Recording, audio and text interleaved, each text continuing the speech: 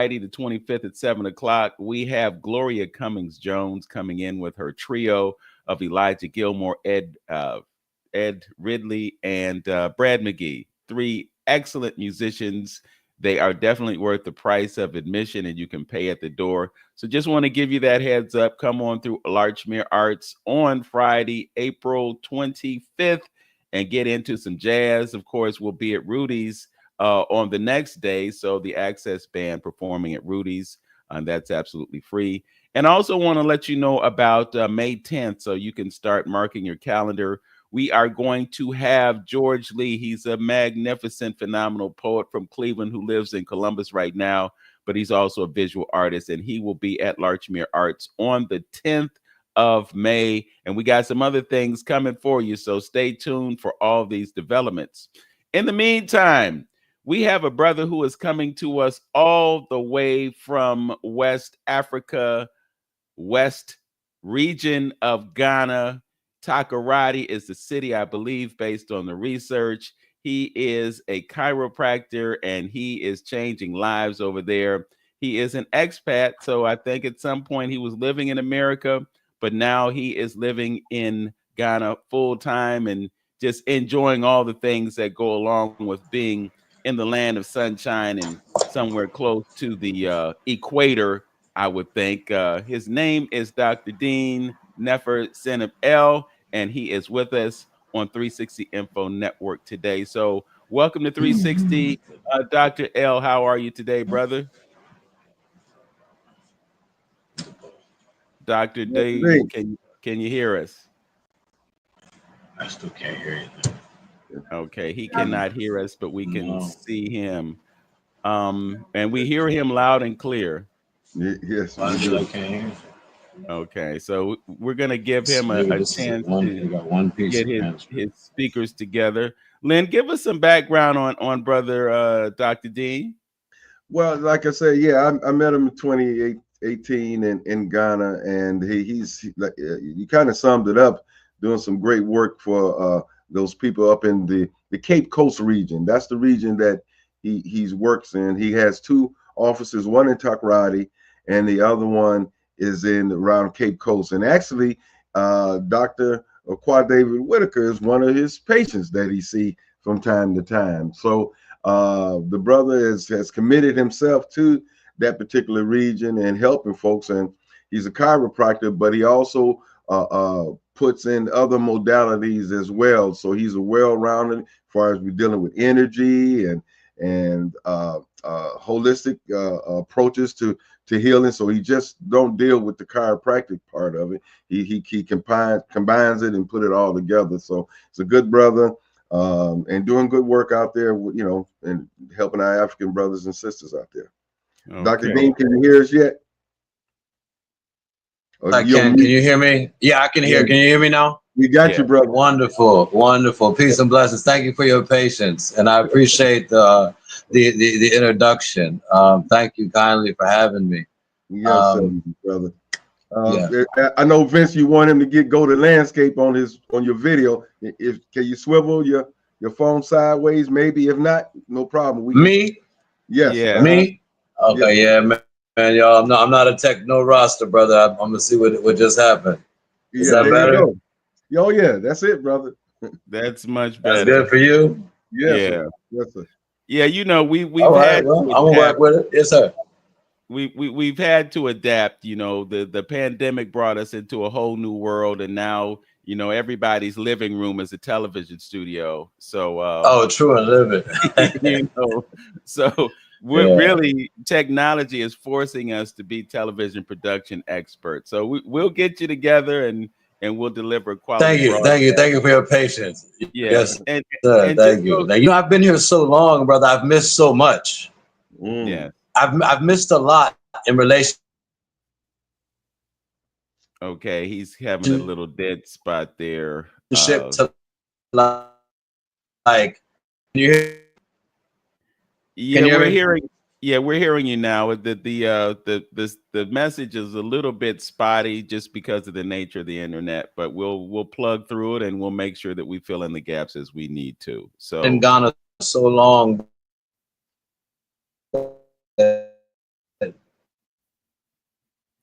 Yeah, again, to those who are listening via radio, we're experiencing a few No technical problem. difficulties with our signal coming through. Our guest is in Takoradi. I believe he's in Takoradi. Brother Lynn also let us know that he has an office in the Yes, Cape sir. area. So he's halfway on the other side of the world, and that's the point. Also, just wanted to let Dr. Dean know that while we are on the radio, we're on radio airwaves here in Cleveland, Ohio, but we're able to simulcast this program over YouTube and Facebook. So this is being internationally viewed and listened to. And that's one of the reasons why our audio is so critical. So again, we thank you for joining us from Ghana. And we also understand that you are the doctor of one of our most frequent and one of our most treasured guests, and that is Mm. uh, Nana Not a Kwame the crowd. second, Not a also crowd. Yeah, also known definitely. as Dr. Quad David Whitaker. We are blessed to know him, and we are sure that you are blessed to know him as well. So thank Oh, you for treating us, our definitely. dear brother. Definitely. Definitely. And Absolutely. yeah, I've worked with him extensively in several organizations here in the central region within Ghana. Nana Kraz, I know him, great man, and definitely, um, it's always a pleasure to break bread with brothers that break bread with brothers. So, Mm, absolutely. Hey Doc, so yeah. I think it was like was 2010 or something that you went to Ghana. What encouraged Yes, that? sir. Tell us a little bit about Shoot, that. the trial, like literally, there's a multi-leveled, brother. I had always planned in the spirit of Pan-Africanism, of repatriating to the motherland. Um, I that had always been part of my plan when I had even entered school. It just didn't happen how I thought it would happen. I got divorced, couldn't see my kids, that whole ugly thing. And the Bob Marley song, Exodus, Movement of My People, Job People, all of that was in my brain. So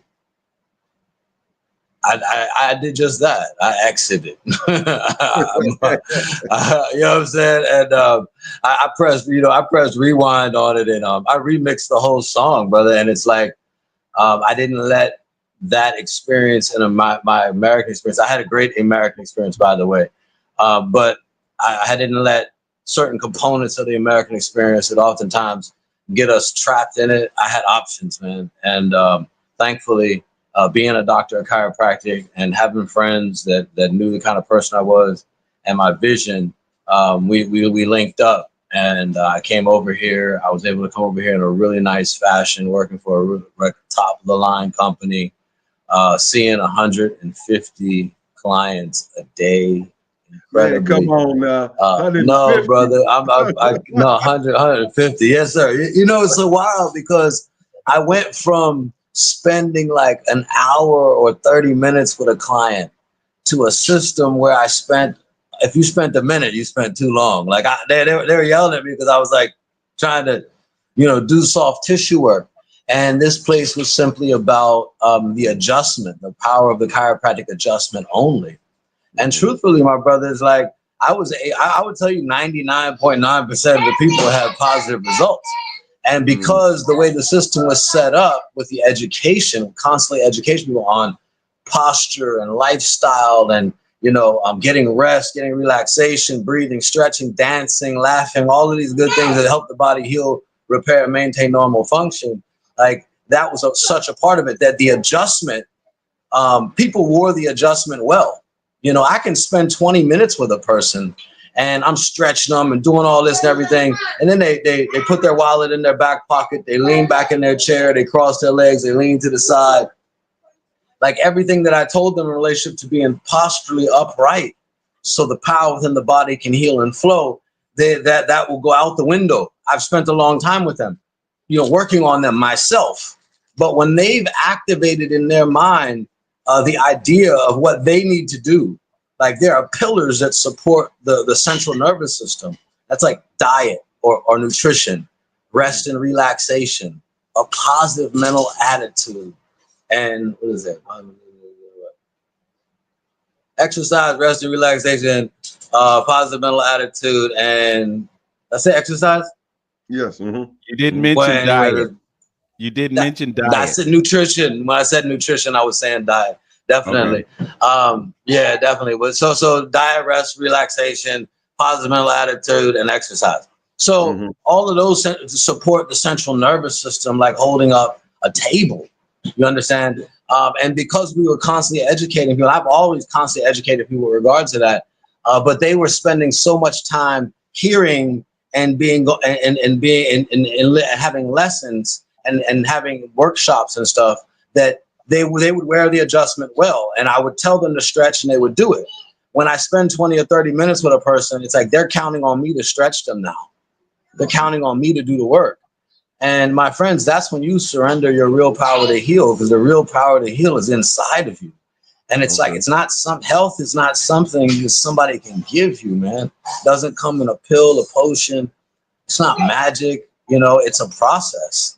And it's like, it's your lifestyle or death style. Literally, you choose your lifestyle or your death style.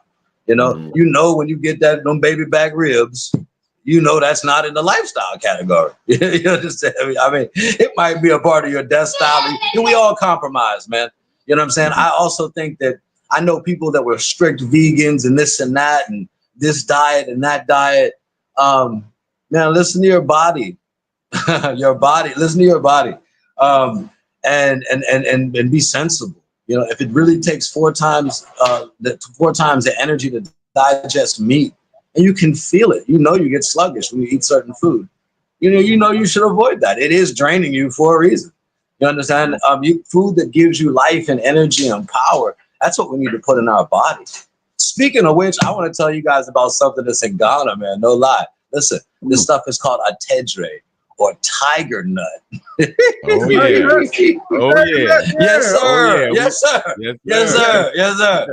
Yes, sir. Y'all know what I'm talking about? Yeah. You won't need Viagra if you have tiger nut. No, sir. No, sir, brother. Listen. So those of y'all that don't know, I'm putting it in your ear. It's called in local language a tedre, or tiger nut. Now, mind you, there's no tigers in Africa. You know what I'm saying? It should be lion nuts, but you know what I'm saying? We're gonna work with what we have. You understand? But there are so many things that we need to put in our body. In Ghana, there are things like moringa. This stuff's everywhere. It's growing in people's houses. They don't put it in their body. That's not. They're drinking Fanta instead of mangoes, man. It's lifestyle or death style. We choose. And thankfully, working with different people and having a great, well-rounded chiropractic education at Life University College of Chiropractic. And then when I left there, I went and I became an instructor at a massage college called Academy of Somatic Healing Arts. And that was great because it blended, it filled in the gap. Bones don't move themselves. I'd like to tell him to go away, but he won't. Okay. But bones don't move themselves. Repetitive micro trauma locks the body into positions, So these things, man, we have to implement into our lifestyle, man. In Ghana, thankfully, it's easy for me to associate certain things like sitting upright in your chair. The symbol for chieftaincy most often used in Ghana is a stool with no backrest.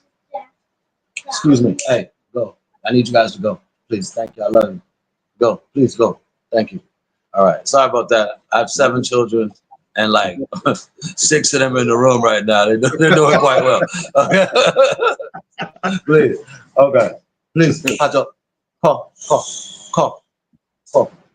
Okay. So anyway, yeah, but I guess for some of our listeners too, we tend to always go to the allopathic medicine and straight to the doctor of that, but the chiropractic part of the situation, I think a lot of us is unfamiliar with and really don't know the benefits of that. You kind of described it a little bit, but can you get into it a little bit more on what? Oh, easily. Yeah. So Dr. Dean, if you could just explain the difference between chiropractic and the allopathic method, because in the original scheme of things, you're versed on that. For whatever reason, people don't respect chiropractic doctors the way they respect allopathic doctors. There's a reason for that, and I hope you can explain folks the difference between the two and why that Okay. occurred and why they should be paying more attention to you and not just waiting for you to do the stretching but learning it on their own. For a living. So the fundamental concept of Mm-mm. chiropractic is the power that made the body heals the body. Simply put, the central nervous system, the brain, and spinal cord are the first things to form in the human body, and they are, and they power the body. And so every organ, tissue, and cell in your body receives influence from the central nervous system. In order for the body to heal, function, and heal, repair, maintain normal function, the free flow of power. The ancient Egyptians called it ucha.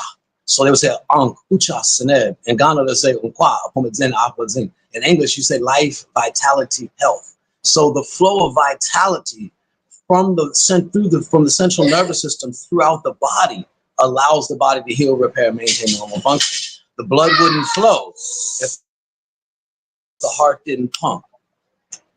You understand? Is the healing,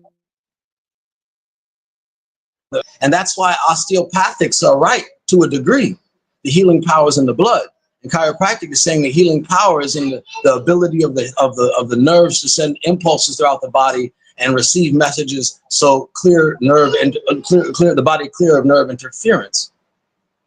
That is an ancient principle, and the entire musculoskeletal system is designed to keep the body upright so it can have absolute function, range of motion, movements. A lot of us are living with misalignments that limit our range of motion. We could turn our head to the left or to the right, and sometimes we feel a difference in that and don't realize that structurally those muscles that are tight are pulling on those bones, which in turn put pressure, subtle pressure even, on the nerves that are exiting the spinal column.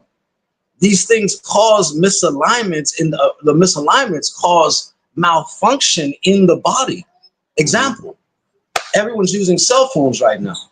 They're looking down, flexing their head, their chin towards their chest, when your chin is supposed to be up and your chest out. Mm-hmm. In order, that's when you get your full breath of air, your full blood flow. That is anatomical position, but we are stuck in a forward bending position and we're stressed. We're riding in cars. Our arms are forward. Our body flexes forward around our abdomen. Our shoulders roll forward. All of that puts pressure on the structures that are leaving, the nerves that are leaving the spinal column. And specifically, it helps lose the curve in the middle of the neck, causing pressure that can put pressure on the vagus nerve, which gives power to the heart. The heart beats on its own, but the timing changes through the vagus nerve, and that wandering nerve travels all the way down from the heart to the descending colon. All of that gets affected by that. So structure and function go hand in hand. As I said, in Ghana, the traditional stool with no backrest is a symbol of chiefs because it's a symbol of power, authority, and stability. It's called your core muscles for a reason. The core, if the core of the apple is rotten, the apple ain't no damn good, is it?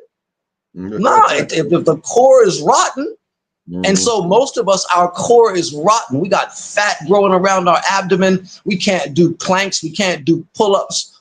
Do you understand? And we're satisfied with that. And we have phones in our hands. We're literally bowing down to death when we need to do things that are going to strengthen our body and bring us upright. Chiropractic is a component of that. The chiropractic philosophy that the power that made the body heals the body. Who can argue with that? We can't. You know, thankfully, I went to Life University College of Chiropractic. I had some great instructors. My brother, we had something, a course called, what is that?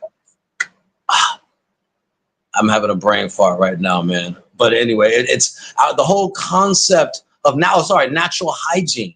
We were taught natural hygiene. Do you understand natural hygiene? How is that not naturopathy?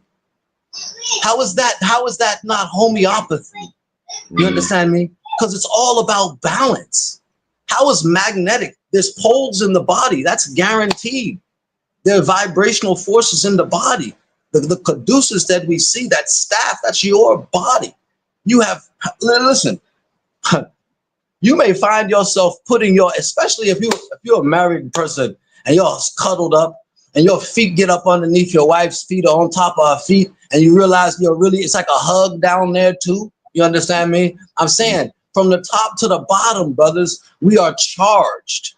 And suddenly we do things like crossing our feet. You cross your feet at your ankles, you recycle power.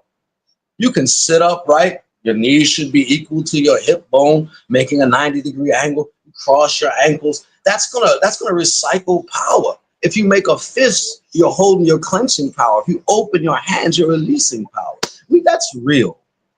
Chiropractic is real. Allopathy has its place. Medicine, listen, if you have a bullet in you or your arm is chopped off, please do not come to my office first. Please do not. No. Get that taken care of, brother. You understand me? I'm not the doctor for that. You understand me? Everything has its limitation and its lane. What people may not understand is chiropractic are primary care physicians. I was trained in the United States of America. So we are primary care physicians, portal or entry physicians. Everything your MD, your allopathic doctor studied, I studied. I actually did more anatomy and physiology than they did. Isn't that scary? We do more anatomy, physiology, and nutrition than most medical schools. Listen, y'all are smarter than me. It's not computer error. You understand me? I'm not a computer error dude, but y'all know how to Google that stuff. The data's there. I went to Life University College of Chiropractic, graduated in 2005. You know, and comparatively, the curriculums, man, we have dynamic curriculum. But people don't understand that. They think it's back pain. The pain, and we're associated with back pain because we're looking at the spinal column like a fuse box. Think about that. Your spinal column is a fuse box sending power to different organs in your body. People have waist pain and impotence and don't put the two together. You have waist pain and your penis won't rise. And you can't sit up straight, even in a chair. You can't even sit up straight. You're tired. Of course your penis is tired. You yourself, you can't sit up straight. You don't even deserve to have a penis that sits up straight. Sit up straight. You'll start killing yourself. Listen, I'm just being real. But it's real, man. It's real. If you can't sit up straight, how your little man gonna sit up straight, bro? Big man lazy? Little man gonna be lazy. No, real talk, brother. Listen, real talk, man. Listen, man. It's real and it's affecting everybody. We're not realizing what we're doing, brother, and people think it's a joke. Listen, if you built your house and the foundation was crooked, would you be satisfied with that? No, not at all. No, but I can tell you, if you cross your legs at your knees, you put a wallet in your back pocket, you put one bag on one shoulder only, you don't do it across your body, or you understand me, your bag across you'll cause asymmetry, imbalance. Structural imbalance will cause neurological imbalance, period. Because it's all tied together.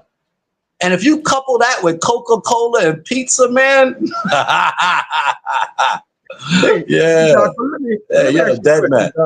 Let me ask you a question, Doctor. You know, and it goes out to a lot of our, older, people in my age and older. We can tell that balance is, especially with the Americans. A lot of the Africans, them youngers, because they used to putting that stuff on the head. A lot of them young folks are standing straight up, right, and walking with that on the head. But we tend to, if you're watching some of our people, when we get a little older, we got that slouch. We have issues with bones and things like that. I miss it. And then they say something about working out and muscle. Is it true? Is it true that if you work the muscle out, that the bone will naturally get denser in order to support the muscle? Yes. Yes. Okay. Yes. And if you don't do nothing, you don't deserve nothing. So bone density goes away because you don't use it, you lose it. Listen, man, I always laughed at them old shriveled up pink-toed Neanderthals that was swimming in this pool at the YMCA and everything back in the day. But they were like looking dead, but they were pickled. They were swimming. So they were getting a full workout, bro. Mm-hmm. I tell everybody that comes to my office, man, if you don't know how to swim, learn how to swim. There's a variety of reasons. The water is rising. Mm-hmm. The water is rising in Ghana. People drown in the streets sometimes in a crowd because the water will rise on them. If you clog the gutters, you understand, and the rains come, you better know how to swim. If you can't swim, you need to know how to. But anyway, swimming for health reasons, you're pulling your body through water. You're getting a full body workout, and you have to lift your head up, which holds your head into extension, which helps you build neck muscles in the posterior portion of your neck, which can reverse the forward hump. You know, the problem is people slouching and they getting a hump in their back and they can't straighten the hump out. You know what I'm saying? So they can't get their hump on. Yeah, it's real. So Oh, we gotta talk about it, brother. I'm sorry. Yeah, It's an organ, man. It's an organ, and we all have it. You know. I just want to amplify something that you brought up and something that Brother Hamtonio brought up, and that is that issue of bone density. And the thing about it is, one of the last things that we want to do is do any resistance training or lifting weights. For women, it's critical because, as you pointed out, as you age, you lose your bone density. So if you're not doing anything to support your bone density, then you're going to end up hunched over, bent over, osteoporosis, and all that other kind of stuff. So it's not something that you can just put off. You have to do it. You have to lift weights. And when you look at women who engage in a regular bodybuilding process, like Ernestine Shepherd and Annette Larkin and all the other sisters that are up there in their 70s and 80s, and you see how good they look, it's because they're not afraid to go to the gym. And trust me, sisters, you're not going to look like Miss Olympia because you go to the gym and lift weights a few times. It's not going to happen. You have to go through extreme measures to lose that. But if you are consistent in that, the other thing that I wanted to mention was that you're carrying around too much weight. And if you're carrying around too much weight, it impinges upon your joints and ligaments, and then you have pain. And then you go to the doctor and he gives you a pill to affect the inflammation, but you're not doing anything to affect the underlying cause. I think you hit the nail on the head when you talked about your training versus the other doctors. I've been following Dr. Eric Berg on Facebook because the way the algorithms work, one video shows and then I get four that follow, and it's obvious to me that he understands the human body to a much greater extent than the allopathic doctors do, because they specialize in one thing and they don't know other things. But when they come to you, because you have this understanding about the whole body and how it functions and how systems work together, you can give them good advice on things that they can do to make their body function properly. So if you could just give us some more information about the holistic process to healing and how that can help your patients experience optimal health. Well, it starts with a mental attitude. That was one of the pillars, you know, a positive mental attitude. And literally, man, when I have clients come in and I'm working with people, I always tell them, you know, one, if you're married, bring your spouse in, and you're a serious spouse, bring your spouse in, because it's a journey. You know, health is a journey, you know, and if you have somebody you're working with through it, it makes things easier. They understand a little better when you're trying to sit up straight. They even may give you subtle reminders. Laughing, dancing, singing, loving. And I want to start with that always, because I tell people, listen, man, you know, your mind state is going to really determine a lot. In Ghana, we have this position where we say mepacho. It's like you're bent over, slumped over with your hands forward, like mepacho, I'm begging. You know, that mepacho posture, that begging posture doesn't heal anyone. That cramps your entire body, physically, mentally. We're talking from a mental perspective. If you're not feeling good, do something that helps you feel good. Something that helps you laugh. Dance if you can. Sing. Pray. All of that helps. Eating the fruits and the vegetables as opposed to the Snickers and the cola. Though we know what's tempting, it's designed to be tempting, but we know the benefit. Like you feel the direct effect of a mango over, you know, a candy. You know, the way your body responds to it, the mental reward, even the colors. You know, you understand, when you're seeing it, you know you're doing yourself a good thing. That helps the mind-body relationship. Then there's rest and relaxation. Rest and relaxation is very important. And that means like turning the lights out, getting the phone away from you, man. Like all of that, very, very real. You know, walking, rest and relaxation. You don't have to lay down, go for a walk in nature, smell real air. We all know when you go to the countryside, you smell that. You go to the seaside, you smell that. My wife and I just celebrated our anniversary the other day. We went and jumped in the ocean. Because you understand me? Because anybody that's married knows it's work, you know? And that seawater and that salt is refreshing to the body. And these are nature's blessings, man. You know, that's what we're talking about, holistic health and balance. Go dance in the rain naked. I mean, I'm just being real with you. I mean, if you don't live somewhere where you can do that, I'm sorry.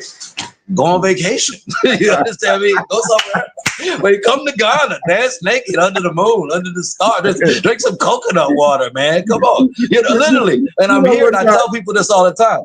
Yeah. I tell people all the time when they're here, I said, don't get caught up, man. Don't forget to stop and drink the coconut water. You understand me? Because people come here to Ghana and it's like we get caught up in this rat race, hustle, bustle. Bro, I pay $150 for 2 houses a month. What am I hustling and bustling for, bro? You understand me? Come on, it's not a hustle and bustle. Relax, chill, drink the coconut water. You understand me? Yeah, absolutely. It's real. Yeah, it's and the things that you're talking about, you know, that's why, you know, I'm making a little news thing. I got T-shirts that say anti-establishment on it, y'all. So y'all have to get these because I'm saying unplug the radio. The TV, you know, except this channel, please. all of them, that they have taken us down this path of away from your nature, God consciousness, you know, and everything that they halfway do. You forget about nature. You don't think about nature. You take nature for granted. You know, Brother, that's a relationship, man. That's a relationship. We don't do those things no more, man. And look but at it's our fault. It's our fault. It's our fault. It's our fault. So let's stop it. You understand me? For real. Let's be real about it. It's our fault. So let's stop it. You understand me? Like, let's go. Like, I took my kids to the beach the other day, man. I didn't really want to. I knew I needed to. We had a blast. I needed it. We all needed it. You know what I'm saying? Do what we know we need to do these things. We got to do it. You understand me? The rat race is real, but it doesn't, it's, you know, cash rules everything around me. It doesn't rule me. It doesn't rule me. And if it's ruling you, move. You know, find another way. But I think it's nature, and I think they need to understand that I think it's nature is the one that's going to realign you and bring you back to what nature and God's intended it for you. It's nature, and resort back to that. It's just going to do so much before you. You used to laugh at people talking about hug a tree or get grounded or take in some good oxygen sitting out there. You know, that's what's going to. God knows on how much. That would do to you and beneficial and maybe stop you from going to a doctor visit or something. You know what I mean? Completely. Just walking in the grass barefoot. Come on, man. Go make a snow angel or something. You understand me? Come on. We did all that before. That's part of the healing, man. It's not so complicated. Yeah. Okay. And Doc, dealing with the whole chiropractic area. It's not so complicated. It really. Go ahead. I'm sorry. It's simple lifestyle things, man. You know, I know the brother mentioned going to the gym, you know, and all of that. And going to the gym. I know at one time I would say weights, but another time we were talking about how weights is too much on the body. You know, I see a lot of people right now embracing calisthenics, body weight exercises. And these are the most chiseled bodies out here, bro. Like, I'm this 70-year-old cat ripped up everywhere. Come on, man. You know, I mean, he's standing up straight. He don't have no waist pain. You understand me? He might have young children. You understand me? You know, Mhm. so honestly, you know, it's real. Yeah. You Yeah. know, So, so it is the whole. Go ahead. I was going to say, so with your practice and what you're doing, you kind of got into it a little bit. So that importance of stretching, what is actually just put what is it? Is realigning the spine, I guess, to one degree. So Listen, my how brothers. often do you Listen, do listen. it? Okay. Every as often as the dog and the cat and the bird and every other living organism does when it wakes up, when it gets up from laying down, sitting down, you know, innate intelligence kicks in. You're on a long car journey, you get out the car, you know, you need to stretch, breathe and stretch. Hopefully you were singing some positive music while you were on the ride. You Mm-hmm. know, so that brought your spirit up high. So you heal. Now get out and stretch, man, and stretch with your family and friends. You know, breathe and relax. It consistently, my brother. You know, when you unwind the body. Why? Because there's chemical, physical, emotional stress. All of that stuff is there, and you gotta combat the Satan that's trying to cripple your body and steal your life force. You know, and I'm gonna call it what it is because it's in our mind too. The thing is, it's in our mind. There's always going to be programs. There's so many programs going on, man. And what are we tapping into? What environments are we creating? You understand me? Like for real, what environments we creating? What environments are we staying in? You know, if I live in a neighborhood and the gutters are open and it smells like, you know, human waste, I choose to stay there or go. If I can't get these people to do, you know, what I think is better, you know, I gotta stay there or go. But if I stay there, I'm staying there. Got to change the environment sometimes. You know, getting out of America was that kind of change of environment for me too. It was allowing me a space and time to reset, especially as a young black doctor. You know, with no money. You understand me? So, wanting to serve the people, Yeah, like you I wanted to jump in real quickly since you brought know, that set up. up like a conveyor belt, man, with assistants at every table and Mhm. It looks like we got another dead spot. So in this pause, I'll just take this opportunity to let everyone know it that was real. you're listening to 360 Info Network right here on AM 1490 WERE. Our guest is Dr. Dean Neferson L. He is a chiropractor in Cape Coast and Takoradi, I liked uh, Ghana, and he's given us the skinny on what it's like to experience life uh, when a daily stretching routine perhaps and some other things that you can do to align your body properly so that you can experience great health. Hopefully we can get his signal back and we can continue the broadcast, but it looks like he's having a little technical difficulty there.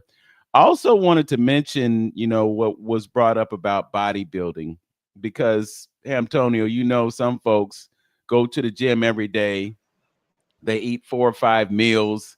They eat a lot of food, you know, and they eat everything, and they Mhm. think that it's okay. And I think that's one of those extremes because you have folks that will weigh 250, 300 pounds, and it's pure muscle.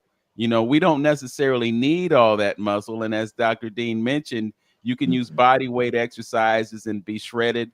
I mean, I've seen the videos of the guys that are 60, 70 years old and they do pull ups and chin ups and they flipping around the bar and everything, you know. You don't that's have to us. That's us. yeah. You don't have That's to us. go Let's do it. through extremes. You know, Mhm. you can use the push-ups, you know, the ab exercises. You can do those every day. And Dr. Dean, I want to testify to something that you said because I have adopted a daily stretching routine. Every night before I go to bed, I go through a stretching routine. And when I first started this, I could touch my knee to my head on the right side, but on the left side, it was a struggle. I just could not go all the way down to the knee on the left side. But over a period of maybe 1 or 2 months, Mm. doing every day, now I stretch to the right, I stretch to the left, and I get the full range of movement. So I know that there's something to what you're saying, and I can, you know, again, blaming the algorithms, I get Tai Chi and Qigong exercises, and they're doing simple things like calf raises or reaching up over your head. Just simple things, turning this way, turning that way, turning your body certain ways. These are simple things that we can do. You don't have to have a $200 a month gym membership to be in good shape. That's the whole point. And I know you can share folks, what they need to know in order to live that type of life. Well, I do, and that's that. It's more on an individual level because everybody's at a different spot. But generally, body weight exercises, man. It is that simple. The push-ups, the pull-ups, pulling things more than pushing. Pulling. We don't pull enough in our exercises when we're doing crunches and we're doing pull-ups. These all strengthen the front of our body. That's why you see some people, their shoulders are rolled forward. That's a sign that your shoulders are rolling forward and in. It's a sign that your pec muscles are tight, your ab muscles are too tight, your back muscles have become weak. Anatomical position, your chest will be out and your shoulders back. If you find one side of your body is higher than the other, or one shoulder is higher than the other, I would suggest utilizing cables. I love resistance bands, my brothers. Resistance bands, they're similar to being in a pool. It gives you like more of a natural resistance. Yeah, I can't give a formula for each and every individual. It is quite general. I remember when I was in America and we had physical education, just simple things like kicking a ball and throwing a frisbee, man. I mean, most of us aren't even doing that. We will watch games on until I throw the ball. You understand? Walk on a path. Walk on a path. Phones, you can't hear predators if they're preying on you. You understand? So, while you're doing that, drink water, eat watermelon instead. You can drink water, but eat watermelon. I mean, I prefer coconut water and watermelon over water. The tap water in Ghana. I'm not drinking that. Um, the bottled waters that sit in the car or sit at somewhere in a warehouse for whatever. Yeah, I drink it when I have to. It's not my favorite. Yeah.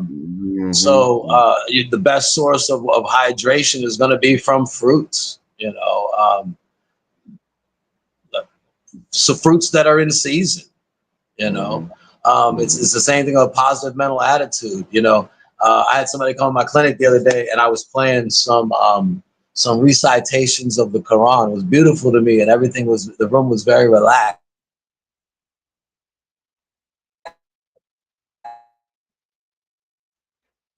We got another signal drop off here. Bear with us, folks. Probably they like the reggae jazz Arabic.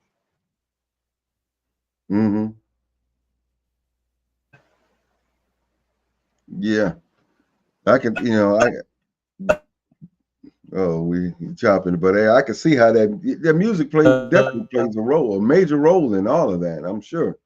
Yes. Yeah, we just love. So yeah, that's all common. It's all about energy, and I think that's what he's trying to express here, because he keeps going back to having that right mental state along with whatever that you're doing, having that right mental state, putting your mind's eye in the right frequency, in the right environment, all that play, and that's what I was trying to reiterate earlier, is getting back to nature, man. I guess the creator will fix you if you come back to nature where you belong, and get away from some of all this high tech stuff. You know what I mean? Here the natural frequency and energy from the planet realign yourself too, as far as mentally and consciously, so you can move forward on some things. And like I say, with that anti-establishment I'm talking about, I'm coming to find out in my older age is that damn near everything that the system has laid out for you It ain't the best thing for you. It's wrong. It's the wrong way of doing something. You know what I mean? And it go against the natural laws of nature and go against God's law, you know, who gave you the instructional manual on how to live and what you should be doing. So we can't trust into this system, that the system has been made up of all this evil, to give us the right information that we need to succeed and be prosperous and be God-like or Christ-like. We can't do that, because if he believed in all this stuff, we wouldn't be in this position. The world wouldn't be in the position that we are in right now.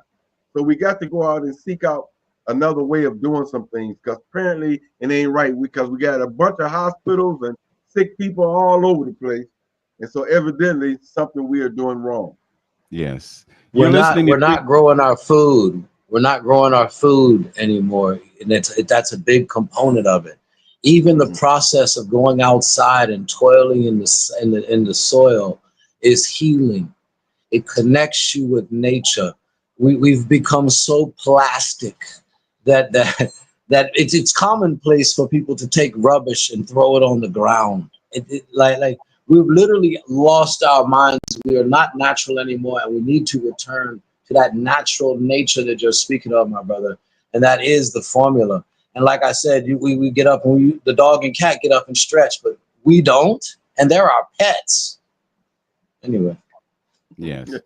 So, Dr. Dean, I couldn't let this escape our conversation today. You talked about your exodus to Ghana. You talked about having gone through a divorce and whatnot, and I guess you had it in your spirit that, you know, there's got to be a better way. You go to Ghana, you get married, you have 7 children. You talked about having 2 places paying $150 a month. I mean, you just let out a secret that I think we should know about. You took the scripture seriously when it said, "Be fruitful and multiply." And it seems like you left America to find a paradise on earth. Would I be far off the mark if My I brother, listen. I call my backyard the Garden of Eden. okay. My name is Dean. Yeah, so I live in the Garden of Eden. I'm in my little paradise, man. I came over here. I married Wudu Nesu Fuseni's daughter. He's the paramount chief of Kotokole people in the Western region. I married his most beautiful daughter. She's young and beautiful, and it gave me 4 kids in the past 6 years. I'm in heaven on earth for me, brother. I won't lie to you. I really won't lie to you, man. The little people you hear in the background, that guy is 2 years old. He's terrible too. I can't even get him out the room. You know, I'm 51, almost 52. You know, my wife, I got her about 20 years, bro. You know what I'm saying? And she's smart. She's the king's daughter, brother. I ran away from that bullshit and came over here. I'm living good, brother. I ain't gonna lie to you, brother. I ain't gonna lie to you. Listen. I'm not rich, damn it. But boy, I be seeing that shit. I be like, I'm rich, bitch, every day, because I'm living. Listen, bro. Listen, man. My daughter came to visit me, man. You know, and all my kids, everything that was taken from me over there, everything I left over there, brother. Man, I've got a 23-year-old daughter, a 22-year-old son. Man, my son came over here wanting to box me on the beach, and after I showed him, why he's nice, you understand me? He decided he liked being here with me and his brothers, and you understand, like everything that was bad there and taken from me, I got it back, bro. You understand me? And I'm so thankful. And it's like, it doesn't take much over here. It depends on what you want out of life. You know, if you want to eat American food in Ghana, you're gonna use like American dollars. Your money's gonna disappear. You understand me? I have a Ghanaian wife, and she taught me how to live and eat Ghana. I even have a Ghanaian baby mama. You understand me? And that wasn't too bad in the Ghana court system. I'm just saying, like, there's good, the bad, and ugly everywhere, brother. You know what I'm saying? It's good, bad. I'm just being honest. I've had it all. I've had marriages, divorces, and a baby mama over here, brother. Like, honestly, everything that glitters isn't gold. I just ended up in a real great situation, and there's currency. This is one of the things we have to get in our minds, man. Not cash rules everything around me, brother. Currency rules everything around me, man. You understand me? And it's like the currency ain't ruling me. I'm in current with the currency. I'm surfing this vibe, and so the blessings come. It's not about how much and rich people aren't necessarily rich because of cash they had to start something. They had a vision, they knew somebody, divine order. They took advantage of an opportunity. That's just being in tune with the currency. You know, um, Hey, I've Doc. got a nice niche. Yes, yes, sir. Yeah. What stuck with me when we met that you said we met at One Africa, I believe that's what it was that I Okay. seen you. And True and living, most likely. Yeah. yeah, and then what you said though, we was talking about living and living in Takoradi, and I just want our listeners to know. So what happened when you said I said, well, how's the cost of living over here? Can somebody survive? I said, what if somebody was making like $2,000 a month off of their Social Security or this, that, and other? You know what you said to me that stuck with me. You said, man, you had to be on Love. crack to spend Telling you to $2,000. spend all that. You understand what you do, bro? Like, how you blow that shit? You understand me? Like, Okay, honestly, we're on 2,000 terrestrial times radio, 16. Dr. Oh, I'm D. sorry. Excuse me. We, I'm sorry. we, I'm sorry. yeah, I'm sorry. it's Yeah, I okay. am an extraterrestrial, brother. I won't lie to you. Okay. but but yeah, I'll come back down. Yes, sir. But yeah, like $2,000 times 16. Yeah, that's a Yeah, lot well, of I mean, on far as the currency of penny. lot of partying, brother. That's a lot of partying. Hold up. That's a lot of You're partying. saying that the exchange rate is 16-1 now? Yeah, yes, sir. Yes, sir. It Yes, fluctuates sir. between That's 15.5 and exactly 16. Mhm. that. That's Yeah, that's that's 16, brother. That's 16. You know what I'm saying? Anything like this 15.75. right, right, If I right, gave you, right. it's 16, brother. You 16, understand me? right, Like, right. it's 16. You know what I'm saying? So yeah, it's quite nasty. That's what I'm saying. The cost of goods that are from America or American style things, it's costly. And here still, we all need to learn how to grow and stuff anyway, man. Honestly, and everything grows in Ghana. I have papaya in my backyard, got plantain and banana on the side yard. This stuff just grows everywhere, man. I freeze it and have smoothies for the kids. Call it ice cream. You know, So just throw some tiger nut milk in there. Because it's not just good for strong, sexual reproductive organs and things. It's also good for the entire body. It's a superfood similar to moringa. Um, but anyway, yeah, Okay. I forgot where I was. All right. Well, we'll just take this opportunity to let the listeners know that you are listening to 360 Info Network right here on AM 1490 WERE. This is 360 Info Network, and our guest is Dr. Dean, coming to us all the way from Ghana, West Africa. We're talking about chiropractic, we're talking about holistic living, and we invite you to continue with us as we make the transition from AM 1490 to YouTube and Facebook. You can watch our program on the Journey with Antonio YouTube channel. You can also go to Vince Robinson's YouTube channel, or you can go to the 360 Info Network Facebook page, and you can continue to watch us on those various channels. We're going to continue our conversation, and we can do it unfiltered. We won't have to worry about those S bombs slipping out as we continue our broadcast. Also, just want to take this quick opportunity to remind you that we will be having an event at Larchmere Arts next Friday at 7 o'clock. It is going to be Gloria Cummings Jones performing with Ed Ridley, Elijah Gilmore, and Brad McGee. They are three phenomenal jazz musicians. She sings jazz vocals, and there will be some other vocalists who will show up and join them on stage as well. So we have that to look forward to. Also, want to let you know about an event that will happen on the 10th of May, and that is going to be Mr. George Lee.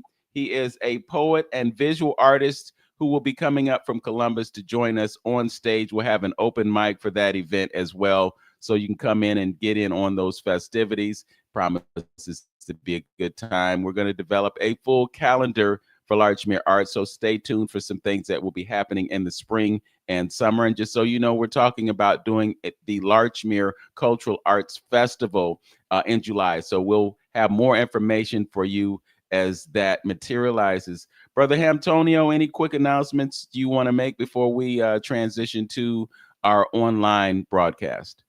Yeah, just keep in mind, folks, this Juneteenth, we're going to be doing our Juneteenth ball again at the Mediterranean. So stay focused and stay tuned for that. And we may be doing a fundraiser sometime before that as well. So I'll keep you posted. All right, very good. Also, want y'all to know that there are some grants that are available through the Assembly for the Arts that you will be eligible to participate in. They just ended a grant period. They're going to be giving out about 40 to 50 $1,500 grants. The application period for that closed just about a week ago, but there will be another iteration of that grant program. Is called the Boost Fund. So you can go to assemblycle.org to find out everything that you need to know about that grant opportunity and a few others.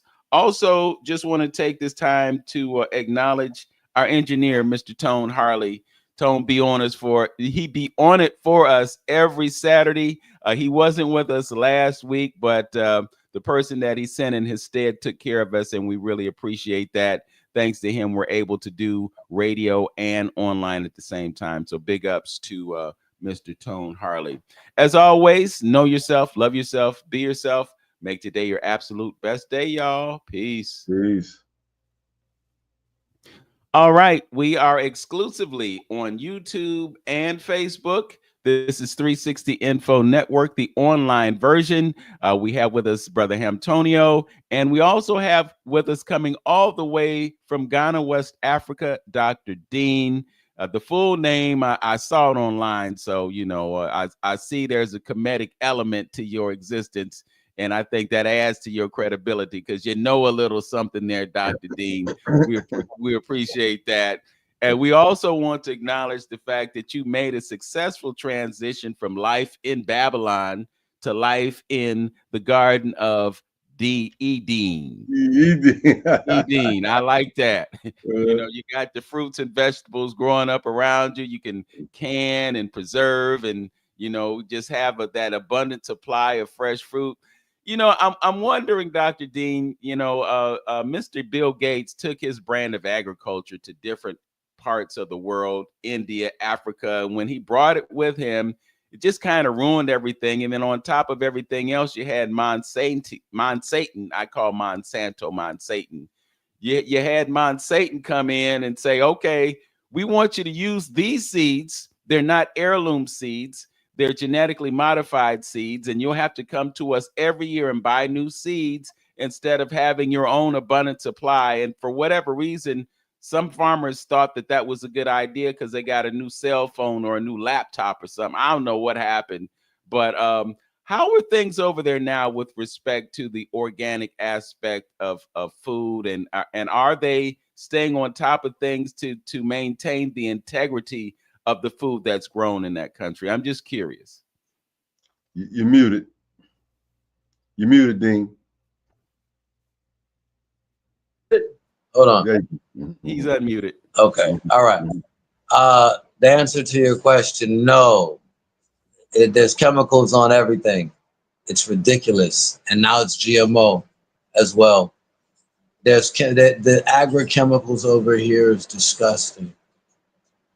You know, it's sad because we come over here believing that it's all fresh and natural. My brother, it's not. The chemicals are intense. There's been a big push fighting against GMO being in Ghana, but recently it was approved. I'm not in that fight directly. I definitely pray for all of us, and I know I can't fight every fight, you know.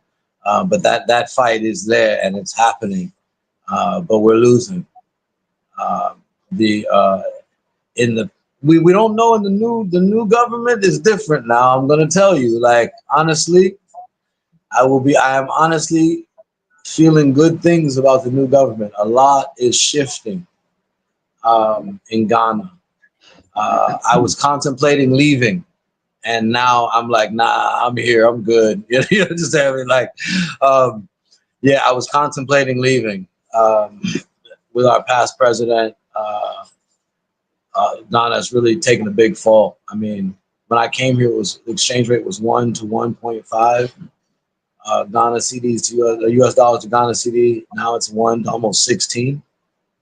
It's madness. You don't, and like you can't really charge. I can't really charge for what I do fully. Like to the average person cannot afford my fee. My dollar fee is $100 a session, and that's a $300 session in the U.S. Now I do body work. I do a lot of different things with the person. So it's like basically having like a chiropractic session mixed with, I don't want to use like physical rehabilitation session, all those things, mix them together. But it's like the point is, I can't get my true value, you know, from most of the time.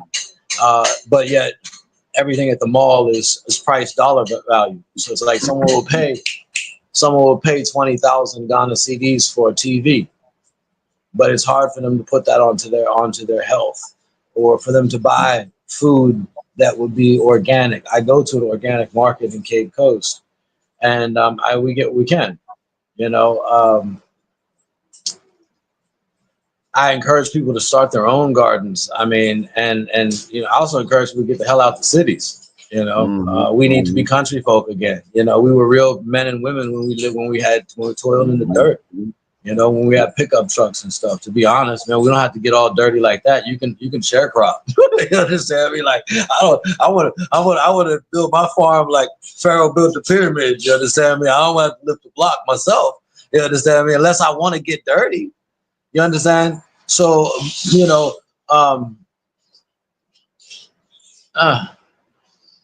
that's basically that's Yeah. Well, you know what you're saying, Dr. Dean, is that while it might be good for us to get the benefit of that 16-to-1 ratio, it's not good for the Ghanaians because their currency is being debased, much like it's being debased here in America. You know, our issue is that they're creating too much money. And the thing about that currency is that the more that you have in circulation, the less it's worth. So yeah, it's good for us to come over there and to have that spending power. But the other thing is, as you mentioned, some things are priced in US dollars. So if you buy that house and it's a $300,000 house, and on top of that, you got to come up with that 300,000 up front. You can't just, you can't just come in there and say, right. okay, I'm gonna take out a 30-year mortgage. They don't play that in Ghana. No, That's why no. some of the homes over there, they're in a state of construction for 3, 4, 5 years because it takes them that much time to More. get the money that's necessary to do that building. And you don't have a mortgage, you don't have a bank saying, okay, well, we'll make this transaction for you so that the capital is there so that you can Right. facilitate the transaction. So it's a blessing and a curse. But the other thing that it shows me, Dr. Dean, is that you could come from America and provide value to the people in that country. And it shows the symbiotic relationship that we could have if we decided to make that choice. You left America, you went to Africa, you found a better life, you created a better life for yourself just based on the resources that you had available to you and the knowledge and expertise that you had. I'm just curious. You said you were thinking about leaving Ghana. Where would you have gone?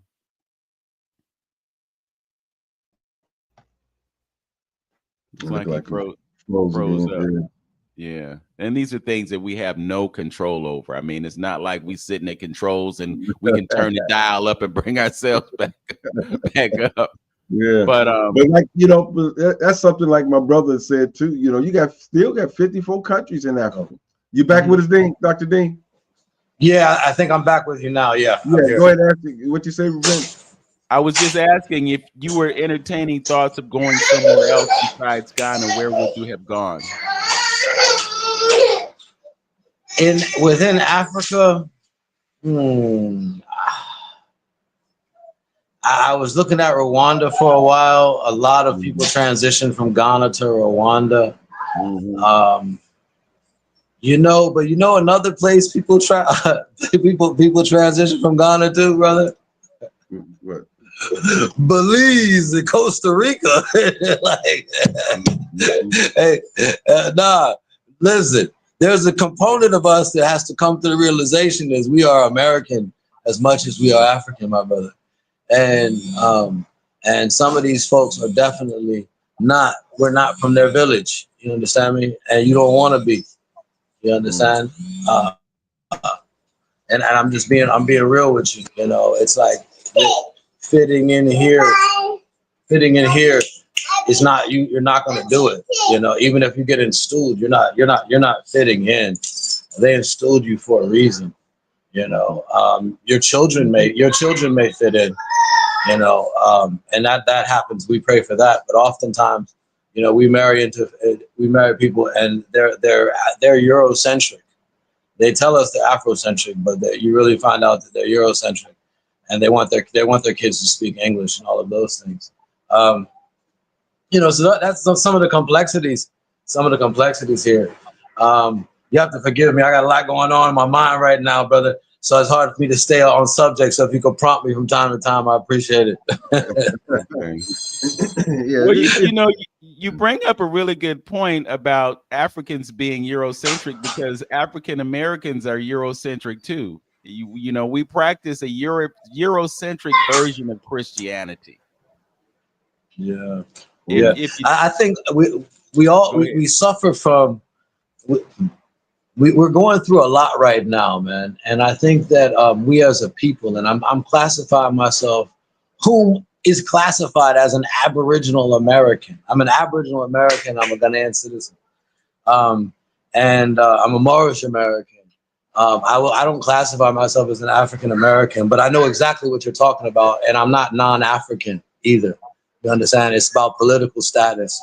And so I don't get into that debate of what came first, the chicken or the egg. I'll say that in Ghana and in Africa, I've really realized that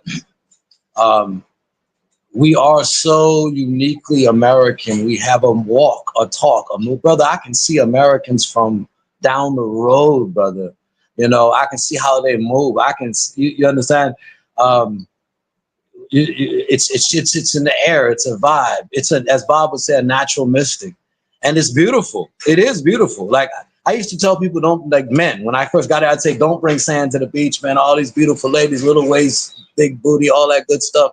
Nah, it's beautiful over here. Yeah, yeah, yeah. Now I say, nah. If you have a good rider from over there that understands you, by all means, bring her, because understanding is the hardest thing to find here.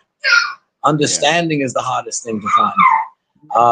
You realize that we do have a culture. When someone said to me before, one of my colleagues, he said he's a Black American, and I was like, wow, I've never called myself a Black American. It's like I've never really at that time I really didn't call myself American at all, other than a Moorish American. But I understand that's how we are identified. I myself, as an L, as a Moorish American, so to speak, they call me American Muslim. You understand? I can't fight it. You know what I'm saying? American Muslim. I don't pray as much as they do. I don't have a mark on my forehead from bowing down in prayer like that. Yeah, and I'm not Arabicized, so I'm American Muslim, amongst other reasons. Well, it's interesting that you say that. When you look at the etymology of your name, You come here, you'll be called a Bruni.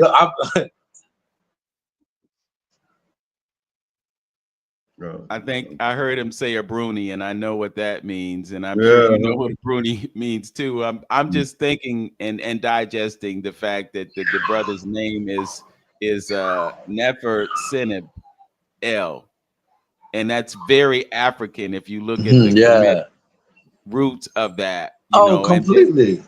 so What is the relevance of that to you as someone who describes yourself as at one time as Moorish American? I mean, I'm always a Moorish American. I'm an Aboriginal American. I mean, to some people, I'm a nigga. It's all good. I don't care what you call me, as long as you call me with love. You know, I am Dr. Dean, and the fair Seneb is the good or the beautiful component of health. L gives relationship to my Moorish American nationality and my affiliations with the Moorish Science Temple, as well as United Nuwapian Nation of Moors. My family is Gullah, Yamasi. I grew up in D.C., you know, Washington Redskins. I always considered myself a Washington Redskin on the side of the helmet, and I knew it was a black person, a so-called black person, a copper-colored Guinea Negro. You know, my father taught me as a child that we're Ethiopian Native Americans. You know, he also said when I told him I'm moving to Ghana, he said he ain't gonna come visit. You know, he was firm in the fact that he's from America. You know, and there's no problem with any of those perspectives. The reality is, no matter where we are, when we walk down the street, we have a similar movement, and they consider us one people. You understand me? And in essence, we are. We're just fingers making a fist. You know. Hey, Doctor, question by you being over there. I've been, you know, found out the last few times that I visited, and of course I've visited, and so you're living there to deny or confirm or validate the statement about, and I think that would be one of my roles if I was to move to Ghana and trying to get that messaging out. But confirm or deny or validate the lack of understanding that most of the Africans have about who they are and their history. Because I was told at one point in time they didn't even know why we was coming to visit some of the slave castles over there. Man, listen, brother. I said this before, and it's funny because the paramount chief or the king in this one region, which will name nameless, like he will be named nameless because he should be nameless. I made a statement to a colleague of mine that colonization is worse than slavery because I can curse, right? Yeah, Because they mind fucked you, right? They mind fucked you right where you stood. You know what I'm saying? And literally, that's what I said. I said they mind fucked you right where you stood. And think about it. Colonization is worse than slavery because you don't even go to your shrine no more. You're running around Ghana calling yourself an Anglican or Roman and a freaking Jehovah's Witness.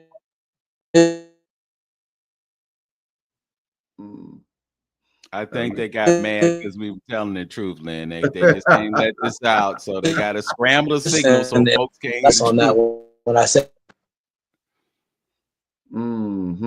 Yeah. We start getting down home now. Real. Tonga, Yes. in the north. Yeah, see, that's something we needed to hear too. It was very indigenous, and it wasn't as yeah. So in the north, it's like it's much better, brother. Like this is the south is the bottom of the barrel. Accra, everything from Kumasi down, they are so used to interacting with foreigners, man, and they are so unauthentic and full of shit. To be quite honest, you know, they're going to tell you what they want to tell you in order to get into your pocket, to get all your resources. It's unfortunate, but you know, people in a desperate survivalist situation, they do stuff like that, you know. And just think about you're in a big ass hood, man, and the people are feeling like they're in a desperate situation, and you are a come up. You're a come up for a whole family. Now in the north, you don't have as much of that. When I was there, I hear it's getting polluted as well. And coincidentally, a lot of Euros are there doing missionary work now. And this is a place that's majority Muslim and traditional. When I lived up there, I saw them. You know, some of the perverted looking priests and stuff would come to my clinic for help. I would help them because I help anyone, and I don't know that they're guilty of anything other than looking and feeling like child traffickers. I won't lie to you. You know, this is just a feel, and that was when I was there before. But the North is much better. My experiences up there, it's much more authentic Ghana. There's safari up there. There's a few animals still up there. Down here, they kill everything, my friend. You understand me? Cats and dogs included. Rottweiler, Fluffy, they'll kill it and eat it. You, I promise you. That's real. That is Ghana. If you have a pet in America and you love it, do not bring it to Ghana and let it run around. No, lie. I'm just laughing, man, but it's real. It's real because they, we talk about other people, but Africans, continental Africans, eat some stuff, my brother. Like the other day, I was with my cousin. Dude next to me was eating a rat. I mean, they eat it. Rat, bat, cat, dog, everything. You understand me? It's all bushmeat. Some people, for spiritual reasons, they'll eat an albino. I'm glad I'm not that light skinned, boy. I tell you, that's a tough life. Anyway, yeah. So Ghana's good though, but south of Kumasi has interacted with foreigners for so long that there's a lot of, you're gonna get dollar prices on everything. You go to Accra, $2,000 of rent or $1,000 rent. Come on, man. It's not worth it. It really isn't worth it. And you're not going to get the Ghana experience. I will say this. If you're thinking about moving to Ghana and you want to make a good investment, I really do believe, and I have no interest in this, buying one of those luxury condos downtown is a smart move. You can get them for $80,000 to $120,000, $150,000. You can Airbnb that. It's safe and secure if you're a single woman. It's a safe and secure investment, to be honest. Look into the luxury high rises that are going up into Accra, because people are coming over here. You're buying land. You don't know who owns the land. You met with the chief. You thought he was the chief. He's really not the chief, or he is the chief and he's corrupt. All of these things happen. I promise people the best thing to do is at first pay rent. Pay rent for a few years. You don't even know where you want to be yet. You don't know who these people are around you yet. You understand? You might decide you bought land in the wrong place. These people crazy as hell around you, and it's going to be there. That happens. That happens. I live in Takoradi. I love Takoradi. I do recommend Takoradi for people. Takoradi from Accra at flight. We have golf courses on the beach. Black folks are there with old money, which is nice because they know they're they have old money. They know how to treat their money and treat each other. I'll be honest with you on that. Like, it's very easy and accessible to go golfing. Like, I could go join the golf club this weekend and I'll be playing golf with Supreme Court judges. Honestly, you're talking our language. You're talking our language, Dr. Dean, because we both golf. Oh, bro, that's real. Yeah. Oh, that's real, man. Listen, I'm not a golfer. I'm a putt man. I won't lie to you. But I've golfed with some big players in Ghana, man. Like people that own banks and stuff. It's like they're accessible. People are accessible, man. You understand me? Like I was at the polo club, and I'm sitting there. And I'm next to who's the president now, John Dramani Mahama. But before he was the vice president, he's like two seats next to me. You understand? In the polo club, and I'm like, he's vice president of the country at that time. Like, people and things are accessible. I have friends that are famous over here, and they walk the street very safe. I've got a 22-year-old boy, young man, 6'3". He's walking around, got dreadlocks. He's walking around 2, 3 in the morning. I don't fear for that at all. He's good to go. Nobody's messing with him in Ghana like that, man. Like, it's not like that. People do get robbed and all that stuff does happen, but like, I'm not worried about the police attacking him or anything like that. And he's 6'3", 6'4". Like, you understand me? If the police aren't going to jump on him, he's walking with confidence. Most of the little bad boys ain't going to mess with him either. Ghana's relatively safe. It is a place though that I encourage people that if you're coming here, learn the laws, especially if you're going to have a house, you're going to stay here and you have a residence permit. And I don't say this to scare people. I say this to prepare people. The police are not coming anytime soon. No matter what happens, they're not coming anytime soon. They can't get there fast enough. You need to be able to protect your house. You need mace. You need tasers. You need to go to the police station and buy a 12 gauge shotgun. I'm just being real with you.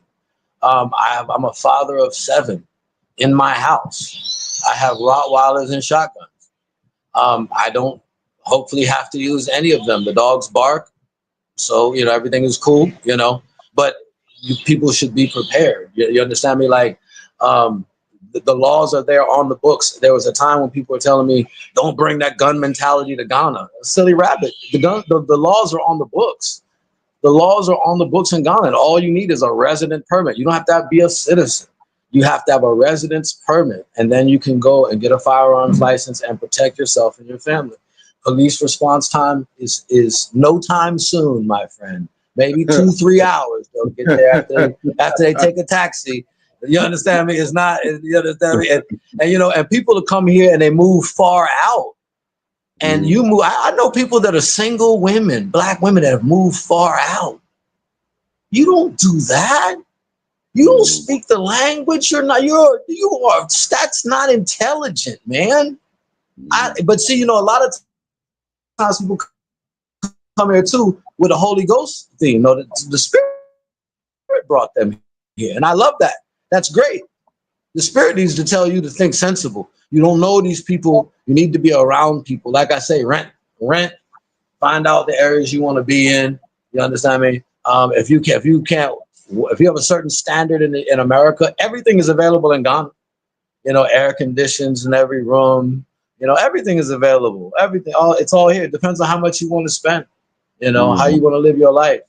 But I do think it's kind of funny to come to Africa and be addicted to air conditioning. Like that's not intelligent. You can't do that forever. We have something over here called doomso, where the power go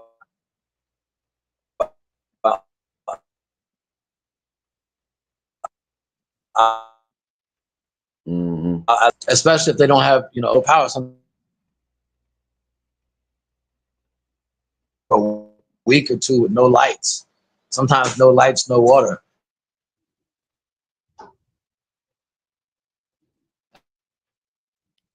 It's a universal thing, man. Internet service, man. I mean, all of us.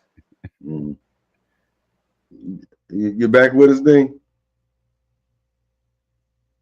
Yeah, yeah, and we hoping a lot of that stuff in the near future starts to get better. And you say maybe with the new president too, some of those things. And I think Africa really as a whole is really starting to try to look at that. The solar piece and things like that, as far as electricity is concerned. So hopefully some more development of that. And because one of the ladies that I met over there talked about, she got about 4 or 5 panels on her house, and she don't pay for electricity and stuff at all. So you can bore your own hole for your well and your water, and you can get your solar stuff together to deal with the electricity issues as well. You back with us, Dr. Dean? It looked like you may be still frozen. You back with us? Yeah. Yes. Okay. I'm here. I'm here. Yeah. I'm with you. The solar, the borehole, the biodigester, all of that. A lot of people use those. Yeah. Yeah. I just you went out earlier when you was answering the one question. I just want our listeners to hear about how well entrenched African history is the average person over there. Whatever your response was, we weren't able to pick it up. And I just want them to know that it's not there, brother. It's not there. It's not there. That's what I'm saying. It's not there. I mean, like, it's not there. I mean, that's why I said colonization is worse than slavery, bro. It's all what they have. Most of them is costume. A lot of the chiefs and stuff, and the traditional of the people that are supposed to be traditionalists, they're Catholic and Roman and Anglican and everything now, man. I see a shift in the younger generation, though. You see more natural hairstyles, more appreciation. for nature and even Ghana. So like there's generational too, and some of the older people are just kind of they're falling off, thankfully. And hopefully with the younger people, like I said, the new president, the new administration we have here, and our new government is also embracing some of the younger people that were running for president. Nana Bediaku, this guy, he's a young guy who's quite successful businessman.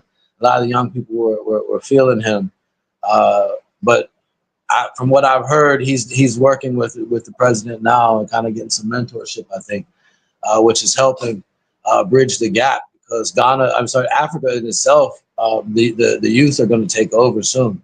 Yeah. That's definitely coming. We can see that with when our president Muhammad, when his inauguration happened and Ibrahim Traore came, you know, the reception that the Ghanaian people and the youth had, and the direction that we feel Muhammad going in now, I'm thankful. Like I said, I was thinking about leaving here, and yeah, they like blind, deaf, and dumb, brother. Like honestly, it's unfortunate. That's really just my assessment. They gave up a lot for white Jesus and Muhammad. They gave up a lot for white Jesus and pale Muhammad. They did. You know. Now you find pockets of sensibility. You know, I really enjoy the community, the Tijaniya Muslim community in Ghana, because they're very African Muslims. I mean, the women dance and beat drums in the street. You know what I'm saying? Like, they're very like, the women take like lipstick and they put it as like marks on their head. The Fulani women and all of that. That's different. It's Islam in a African Islam.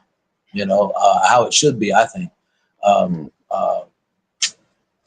But generally speaking, the people are culturally not aware, really not aware. They don't really know who we are. Nothing was really done to prepare them for us. Definitely not. And we've tried for many years, but the fascination with the idea of leaving Ghana is so deep in the minds of people that is. I mean, Hollywood is deep, bro. Hollywood is deep, man. I've got to tell you, Hollywood. The spell is deep. You know, Malachi York always called it the spell of sleep. You know, and the spell of sleep is so deep, brother. You understand? Like, and it's on so many different levels. So, you know, I see. Go ahead. I was saying that, and I'm glad you kind of expounded on that a little bit, understanding, because I'll be trying to tell some of our African Americans over here that when they run into a situation that may be a bad experience with them and something like that, they need to understand where that's coming from. You know, just like we've been fighting over here in America for to tell our story, the Carter G. Woodsons and all that, trying to tell our story, our place in society and things of that nature, because they ran all the learning institutions.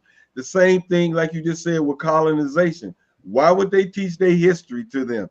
I mean, it's not to their advantage to let them know how great Egypt and Sudan, Ethiopia, the Malians, the Songhai Empire. It's not to their advantage to know that. You know, a conqueror wants to turn you mentally into one of them. So when you run into those experiences, so where we're at right now, it's a learning process on both of us, because they shoot us with all this negative information about Africa and the same thing. So I'm just saying that we have to understand what we're working with, you know, when we come together, you know. There's a class that I saw in my niece's book at my house, and in the class, it's called The Benefits of Colonialism. This is being taught today. The benefits of colonialism. Do you hear me? I mean, this is shameful. And speak English only. I ride by schools and I hear speak English only, as that education is in English. Come now. This kind of mental psychosis will not bring about liberation. China and India shook off the colonialist ideology and embraced their language and their religion. I don't care what you serve. If you're a Muslim, by all means,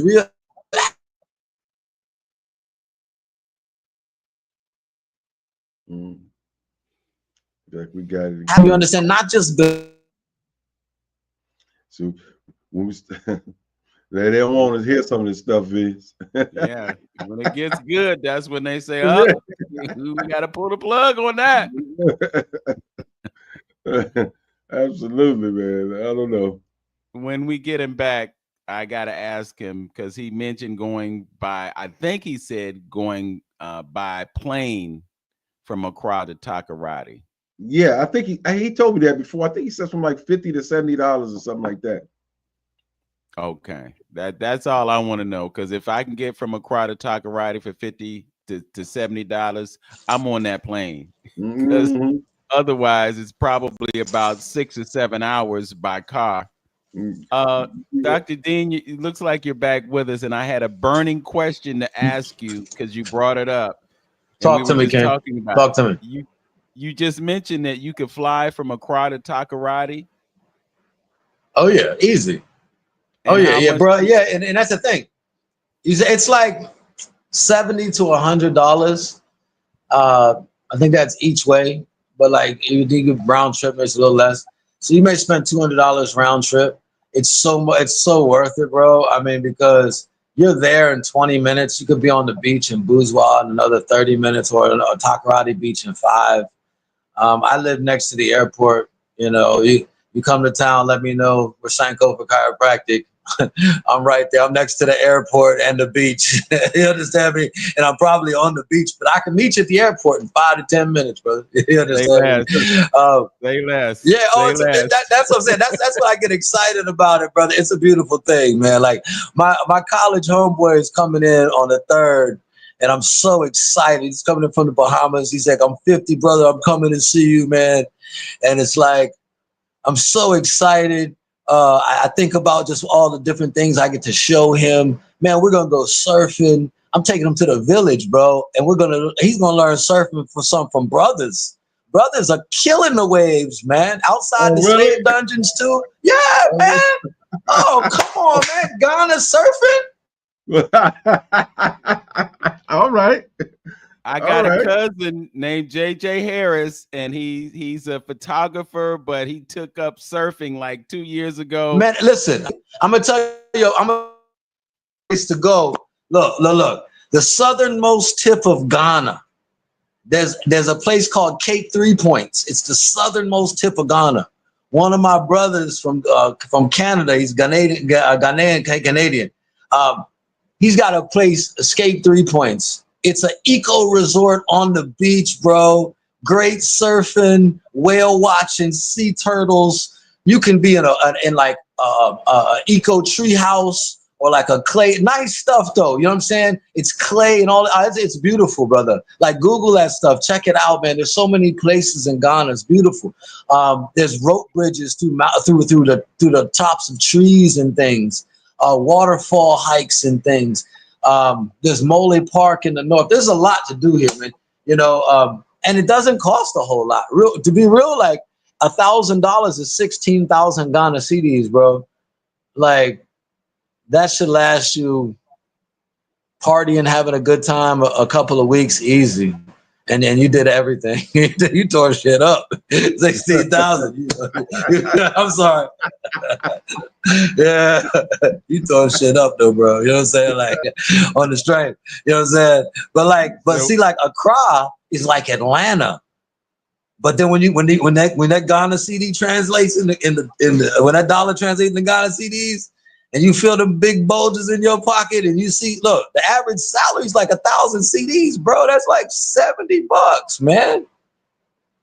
That's power, bro. I'm gonna be real with you. Like that gets a lot done, man. Like honestly, it really does. Like you can. I remember when I first got here. I'm riding with the CEO of the company, and he's doing donuts in a Range Rover in Takoradi in front of this casino around this roundabout, right? Doing donuts, bro. 5 CDs, bro.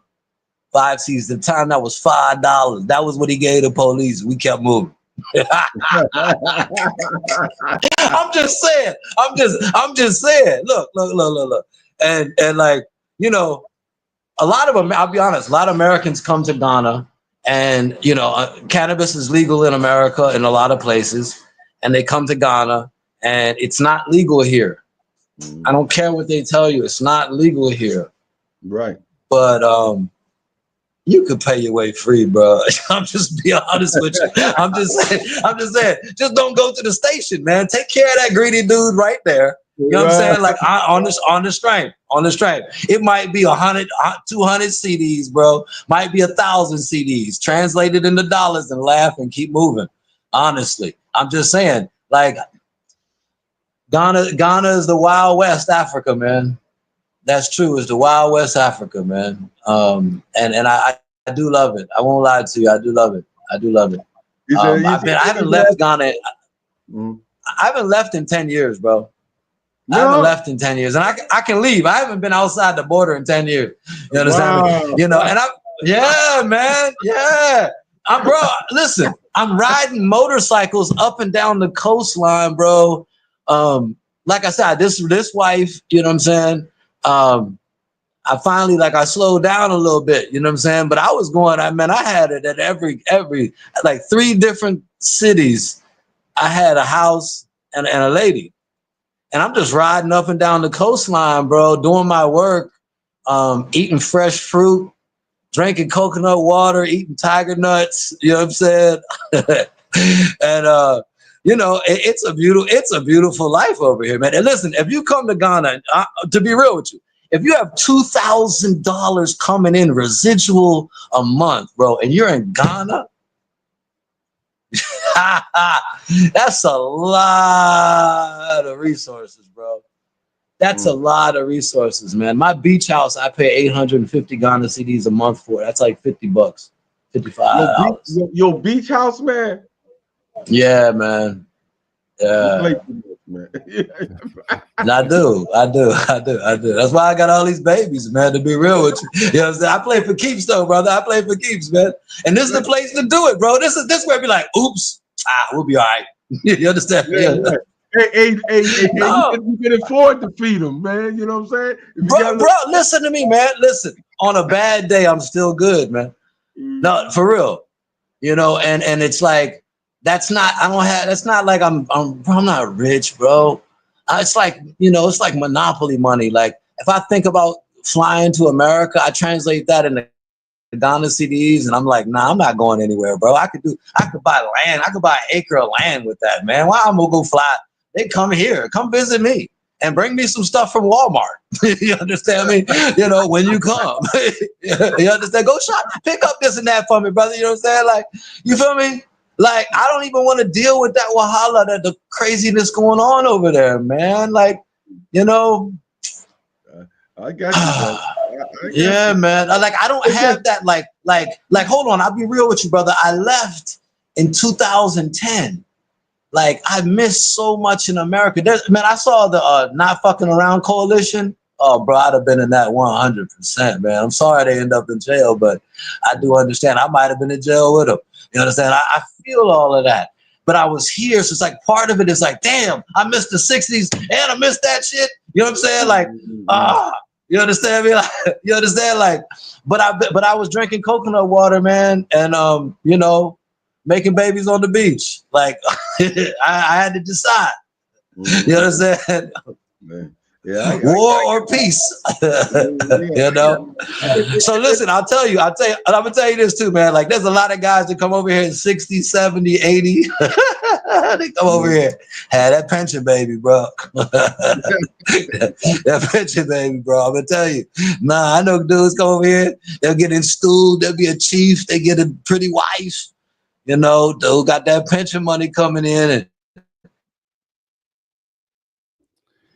Gerard, that swell up, and then, you know, you drinking coconut water, eating tiger nuts. Next thing you know, it's Ghana, man.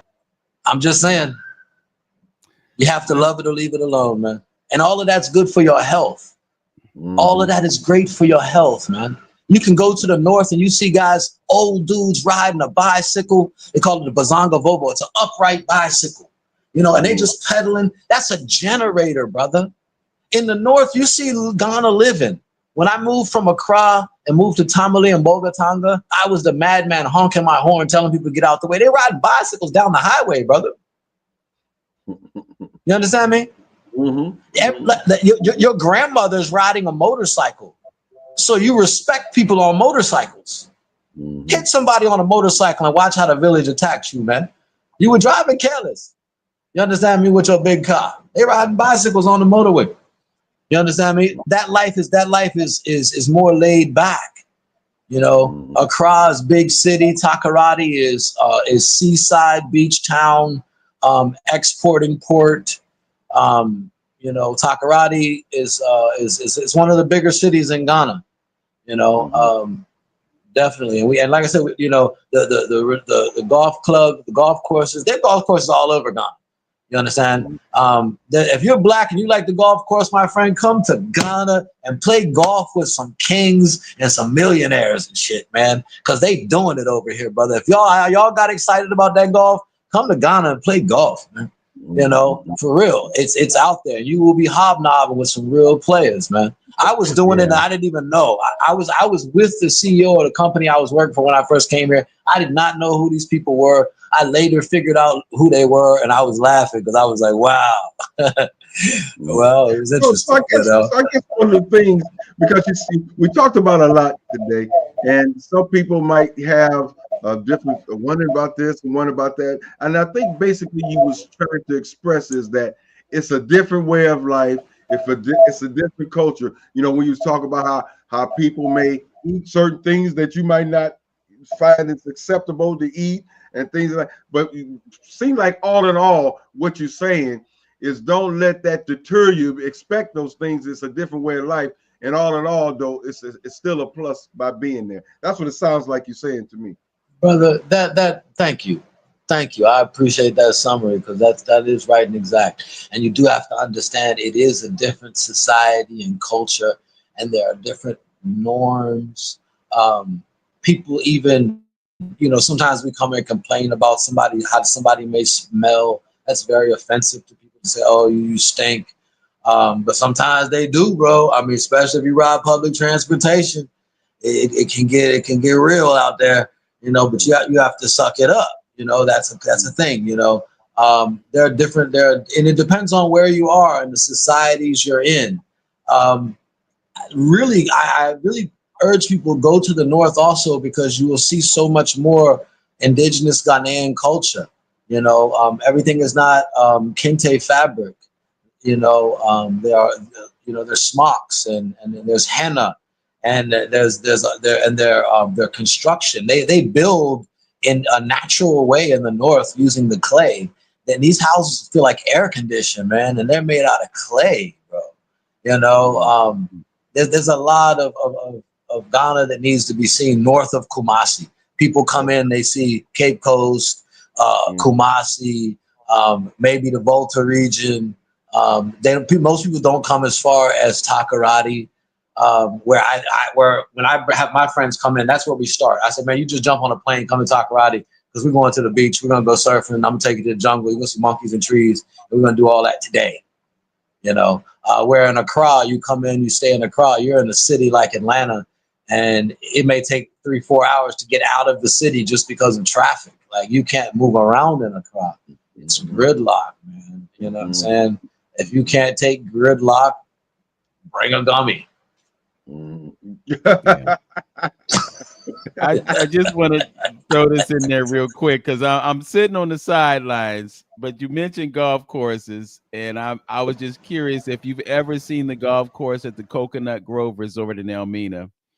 That was my introduction to golf. And Glenn, have you ever see that golf? No. There's a crocodile pit on the first hole, and the greens are like the rough, so you can't really putt on the green. So I'm really anxious to see those top level golf courses in Takoradi. So Dr. Dean, you gonna turn around one day and Vince gonna be knocking on your door, bruh.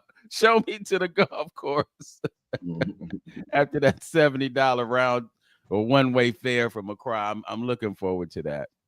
Yeah, absolutely. Look like Doc may be froze again. Froze up again. Yeah, we'll just let him finish up by your contacts, Brother Doc, and if we got some people who might be headed out that way or coming to see the slave castles, and maybe want to visit one of your offices in Cape Coast before they come back or something, how can they get in touch with you, Doc? And and is there a website or a number or whatever you want to give up?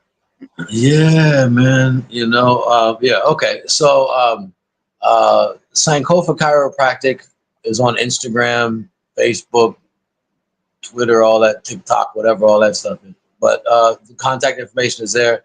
We're on Google Maps. I don't have a website. I'll grow up one day and do all of those things. Yeah, I'm not a techno rasta. But the contact information is online.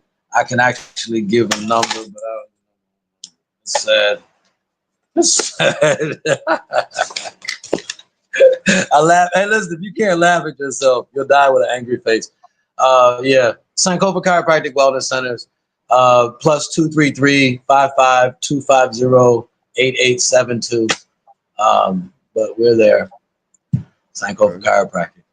Look us up. Well, we're around. Oh, you pulled up something. There you go. Well, that looks like that might be me. Yep, Sankofa Chiropractic. That's me. Yep. I gotta grow up, brother. I need the techno team. Anyway, that's us. How I found you, Dr. Dean. This wow. is how I found you. Oh, yeah, man. I know. Look, honestly, man, like I'm an artist, brother. Like, to be honest with you, I'm an artist with the human body, with life. Like I said,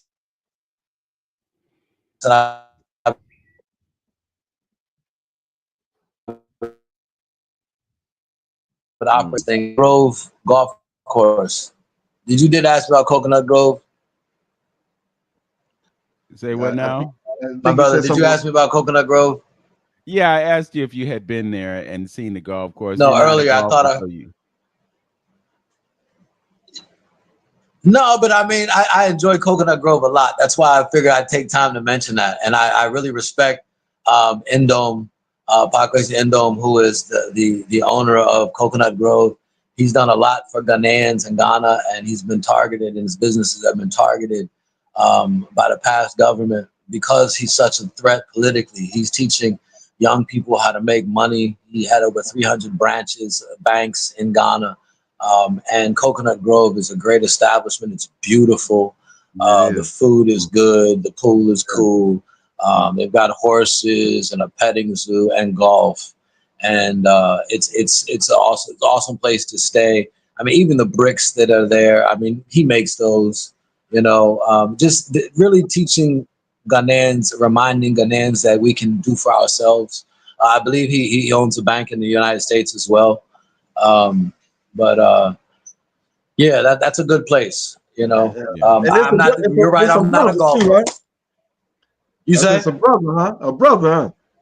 Oh yeah, it's a brother, man. Yeah, it's a brother. Now go there. Don't go to the place next to it called Lemon. Lemon is the one that have the nightclub in the Elmina dungeon. Mm-hmm. They're the ones that did that. I did a protest against that. I read about that. Yeah. It's still there, unfortunately. Every brother ain't a brother, and sometimes our own leadership has vested interests in tourism and things, and it delays our progress. When we as a people are trying to help remind them, like we're literally fighting with them why they shouldn't be having a fufu eating contest on top of the historic landmark and shrine of our African Holocaust. Mm-hmm. They're having nightclub sessions and doing freaky dances on top of that. Come on, man. Like, that's how disconnected, you asked me earlier, that's how disconnected things are. You understand me? And in that same region, the king in that region installed the white dude, and he owns Lemon. So they made him a chief, a pink toe, a Neanderthal. Come on, man. Come on. We doing that in 2025, man. We're hustling backwards, brother. and we are the enemy. Like we are the, and unfortunately, a lot of people in Ghana look at we as diasporans, especially African Americans, as the enemy. Like it's our fault that their countrymen are charging us $2,000 a month rent, and now the local Ghanaians can't rent. That's not our fault. It's the greedy indigenous people that are the landlords that still don't take care of the properties adequately. Right. You understand me? They're overcharging us, and we're faulted for it. So, to be honest, brother, like, it's great. Ghana is. If I didn't have a Ghanaian wife, I don't believe I would stay in Ghana. If I didn't have all these children in Ghana, I wouldn't stay in Ghana. I would have traveled on. I think Ghana is a great place to have an introduction to Africa. But coincidentally, the only other place I've been to is Burkina Faso. You understand? And there are a lot of us in Ghana that are like, man, we need French so we could go to Burkina. You know what I'm saying? Because the idea, but that's how we were feeling yesterday. Today we're like, oh, okay, hold on. We love Ghana too now. Just Ghana, come on, do right. Come on, bro. You know what I'm saying, man. You know what I'm saying, brother.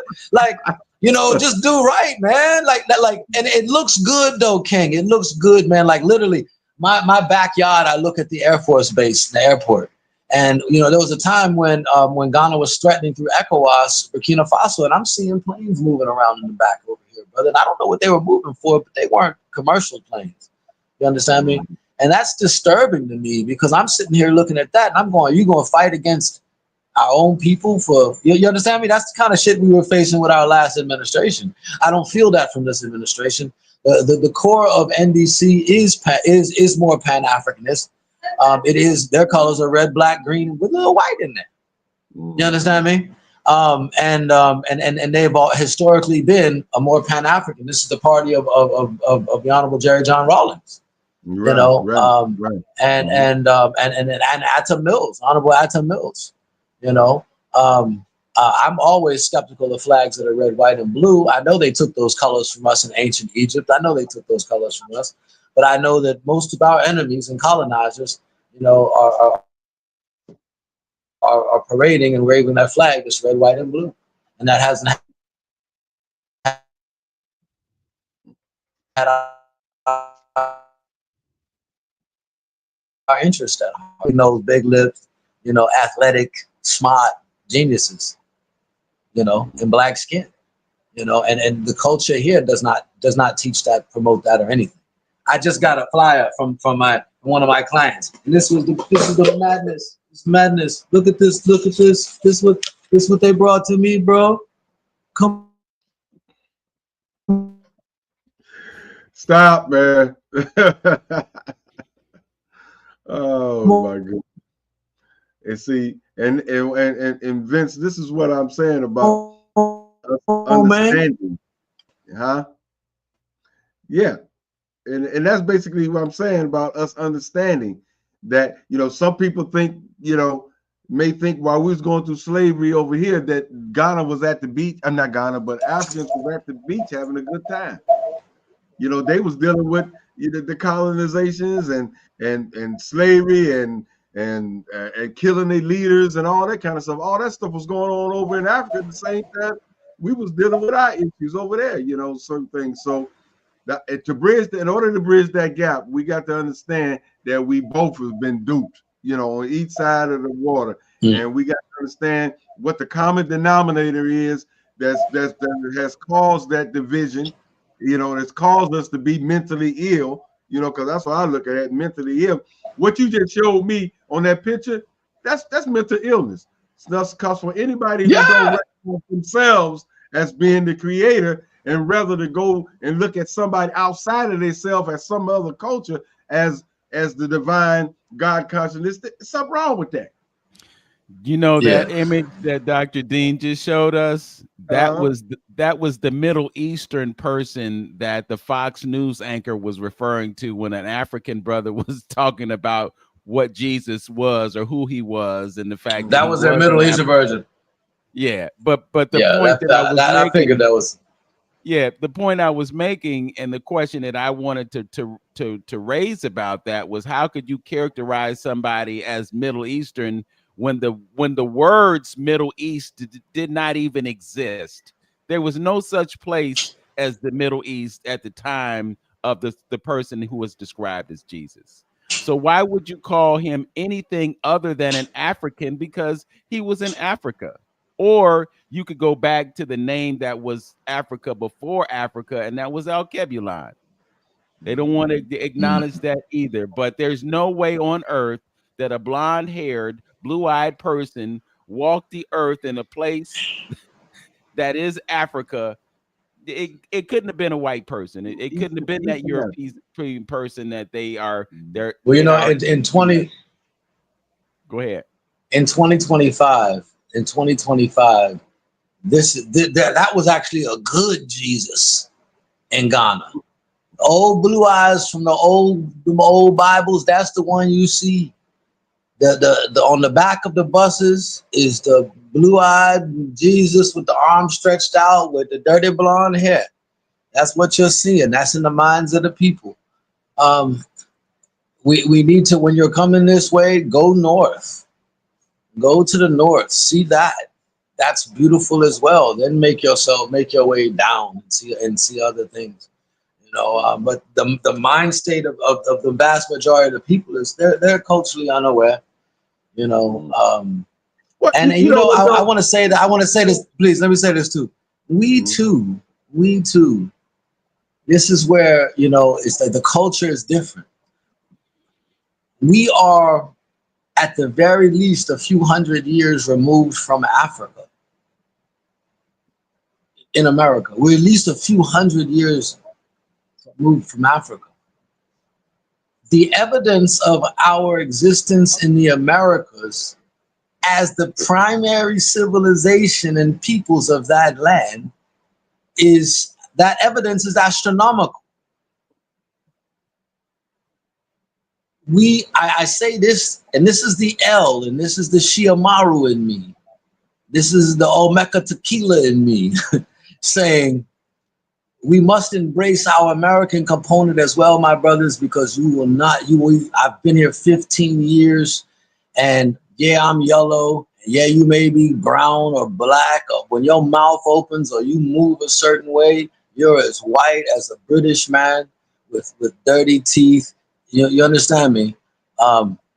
That's that. You're Obruni. Now, the saving thing with this Obruni thing that I want to tell you about is that there's also called Bibini Bruni. Now, that's the part, Brother Hampton, you know this one? Bibini Bruni. No, I'm writing it down. No, I don't. Oh man, this is a way to diffuse it. They'll be like, oh Bruni, and you'll be like Bibini Bruni. It means I'm an African from outside. Because see, they're saying everybody that's not Ghanaian is Obruni. Okay. No matter what your skin color looks like, everybody's Obruni. Okay. You understand me? Obruni Fita is the Obruni proper, the white one. You understand me? You know who they are. Okay. So me and Vince, we Bibini Bruni off jump. You understand? You cocoa colored. Brother Vince, I think you about as yellow as me. You know what I'm saying? I don't know. You know what I'm saying? But when they say Obruni, you just say Dabi Bibini Bruni. That means I'm an African. Bibini means African. Okay. Bibini Bruni. Okay. You're not gonna get away from the Obruni thing. You're not. You know, when you go Bibini Bruni, they'll laugh, they'll like it. You'll have a good interaction. Please tell everybody Bibini Bruni. If they say Bruni, say Bibini Bruni. No, Dabi means no African foreigner. Mm-hmm. Because you walk different, you talk different. You understand me? And when you embrace that, you are different. You understand me? Then it makes life easier in Ghana. Definitely, it makes like we are a people, man. We have a very thick culture, you know. And it's funny because everybody's imitating it. They're imitating it over here, bro. Oh, for sure. Unfortunately, a lot of the negative component, but they're imitating it. So when they tell me I'm white, I'm like, your last name is Hammond and York and Thompson, and you're telling me I'm Obruni. You know, you worship a white god and you got a white man's last name and first and last name. That's the point there, right? That's a good point. Yeah. Right there. So if I'm half cat, your spirit is a white man. If your spirit is your soul, excuse me, your soul is a white man. You've converted your soul to a moon. You understand me? It doesn't even, it's not shining anymore. You dimmed your light. And it happens, man. I remember when I was a kid growing up, man, I went to white schools, the Lutheran school, and I had like one black person in the school, and it was my sister. And I'm dancing around white kids and shit. My whole biorhythm was off, man. I had to go to junior high school and public school, go to a few, real talk, brother. I had to go to a few high school dances and realize that shit I was doing was that was okay for the white people, but I needed to get this black rhythm back. You know what I'm saying? Like, no, real talk, man. You're doing the Carlton man. dance. Bro, that's real, man. That is real. It's guilt by association. Listen, I've got a family member, brother, that is a white Christian nationalist. Hold on, she's a white Christian nationalist. But she's black. She's my sister, biological sister. She's a white Christian nationalist. Yes. Yeah, all the way through with the pink lipstick and everything. You know what I'm saying? You know. But it's a biorhythm. You can throw yourself off or you can be thrown off, man. You understand me? And it's like if you're dancing to their music, how are you doing that? The way they're doing it, right? Mm-hmm. Yeah. Good luck. It's going. You lay down. It's going to pollute you. Like it. You understand me? You understand me? Absolutely. You know what? I go back, and that's why I encourage so many of our people to at least take a look, because our ancient ancestors say, you know, when you gonna try me? You tried everything else, and when you gonna try me? You know, that's the question. You know, we need to be asking ourselves and understand, you know, that it's there. Our ancestors been here and been here for a long time, and a lot of the issues that directly affect you as black folks, social issues, they have solved those issues, you know. But we won't look at that, you know, because all the negative propaganda, we won't take a look at it. And all I'm saying is to people, just take a look at it. And also, like you said, we got to educate the ones who sitting there on the continent. Got to be educated as well, because we got to understand the brainwashing that they have been through as well. So this is a growth mechanism that we all gonna have to grow on. But like you just say, I see a change coming into the young folks. The young folks is not having it. This thing called internet and computers has opened up the door with a lot more information, made the world much smaller. And now folks are starting to take pride in who and what they are. So all we can do is try to do what we can to push that whole movement along. And I think it'd be in the long run, it'd be better for us all, you know. Yes, sir. Well, Doc, we ain't gonna hold you no longer. I know it's you. I appreciate building with you guys, man. No, I had a good time, man. I appreciate building with you brothers, man. And absolutely. You know, next time you come this way, you know. Oh, no doubt. I'm gonna catch you for sure. I'm coming to Colorado, because when you told me that in 2018, that was one of the spots that I was talking about if I was gonna move between that and Elamina area. Yeah, that's what I was going to see, you know. Well, Takoradi is way better, bro, because you, like I said, you can just jump on a plane and go to the capital city. And like you have interest abroad, you don't want to be trying to get through traffic and everything like that. I could jump on a plane here and you know, I'm there in 30 minutes, brother, and right at the airport, and that's next to the mall, so I can still get to catch the movie if I want to, if it's that important, you know. That's good, brother. That's good. Well, like I say, we hope we see you on the other side, brother. And you know, I know you told me when we was talking. So what other side? That side? On that side? Oh no, on your side. I'm about to say, bro. I don't see that happening right now. You might catch me in the Bahamas, but I'm gonna go somewhere. But I don't think that's going to happen right now. Right. You know, but when you come this way, brother, definitely, man. And sure. You know. And so imparting. So imparting for us some quick advice. So you said stretch every morning. Any other thing that we could be doing? Brother, that's Yeah, laugh, stretch, fall in love. Don't fall, but love. Dance, sing your favorite songs out loud. The vibration helps you heal. So, Walk barefoot. so be mindful of your posture though as well with that. Oh, my That brother. phone Yeah, situation, that's. sitting up straight and all that kind of stuff. I'm using invest in a tripod if you don't have one. Most people have a tripod right now. That's good. A tripod you can put your phone on. That way you're not bending your head all the time. And check us out on Sankofa Chiropractic online, man. On what is that? Instagram. And there's a lot of videos we have up there. Educate you on sleeping postures and things like that, and sitting postures. Exercises we encourage. Get yourself some resistance bands. Do body weight exercises, pull-ups. We are primates primarily. Your latissimus dorsi muscle is the muscle that is being synthetically replaced with a back brace that goes around your waist and comes under your arms is synthetically strengthening your latissimus dorsi muscle. So that's the same muscle you get from doing pull-ups. So by all means, do pull-ups or go to the gym and do and do lat pulls. Strengthen your latissimus dorsi muscle. Do planks. Do lunges and things like that, like squats. Man, we got to build our base, man. Sitting up straight is key. How can you have a penis and let it die? I'll put it that way. I do you, and I blame everyone on their. So if you don't eat right, you won't have power down there. And even if you're not using it every day, you still want to wake up and it's there. You're still alive. Come on, man. Like let's keep it honest with ourselves, man. Waist pain is there. We're decreased ourselves in power. We're not exercising. Ride a bicycle, kick a ball. Riding a bicycle is great. It's low impact on the body.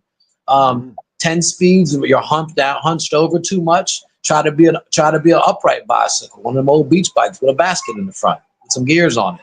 I'm just saying. You understand you understand what I'm saying? Yeah, you know what you're saying too. In closing, for what our good brother Dr. Brown did some lectures and talking about the Danish study about studying what does they call those blue cities? Those older, what's the older population? Zones.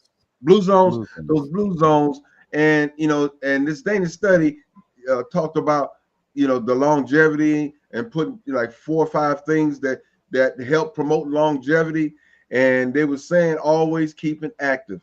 Doing things manually, without a doubt. Sweeping the floor, tilling the garden, all that bending and moving up. You said that was one of the major keys, and living long. They said, was keeping moving completely. And the gardening one is so important because you're toiling that soil, man, and that's nature. Nature's God.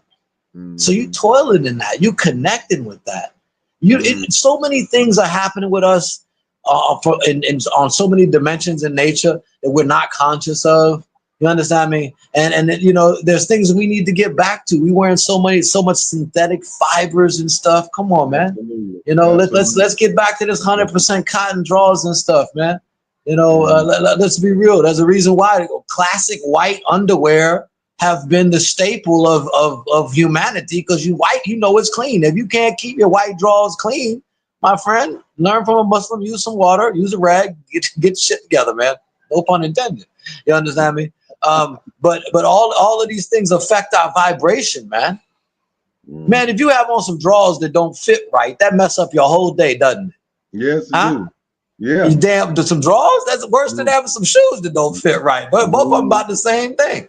You understand me? And that's real, and it affects us. There's so many things that affect us on micro levels. We need to just step out and dance in the rain naked. I got you, brother. All right, brother Vince. Yeah, I just want to drop a couple quick things in.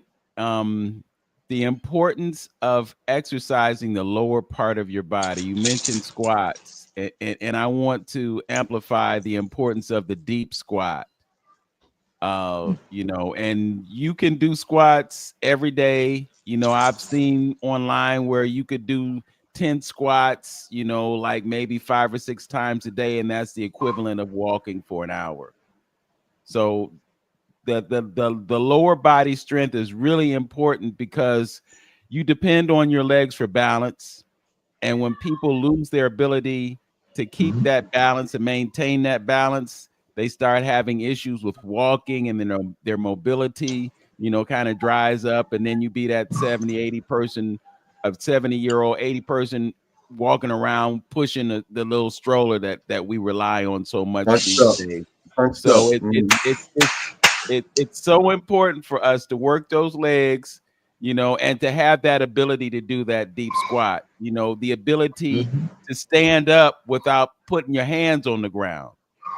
Yep. That's another thing that we lose because we don't use muscles, and when you don't use them, that atrophy kicks in, and then you all stiff and you can't move. You got to move. If it's nothing more than going for a 15 or 20-minute walk every day, that can go a long way. So much more that we can share. But Dr. Dean, you dropped some gems on us today. You got my attention with that flight to Takoradi. So I'm really serious about that. I really would like to experience that part of the country, because basically what I have seen is the central region. So I've been to Kumasi, I've been to Accra, I've been to Khartoum, I've been to Asin Maso, I've been to those places. I haven't been up north, haven't been up the Volta region, and I went to Takoradi one time with Nana Duakwa and Nana Kwamina II. So I've had a taste of it, and I think we did pass the golf course on the way there. So I'm like, oh, so they got it. They got it going on. Definitely. So yeah, we gonna look you up. You were in good company. Yes. All right, they know where to find me. I'm right there next to both of them. So they know where I'm at, and I look forward to seeing all of y'all when you get around this way. Thanks for having me. I greatly appreciate this time. And thanks for joining us. Assalamu alaikum. All right. My brother. Thank you, sir. Appreciate you. All right, love. Much love.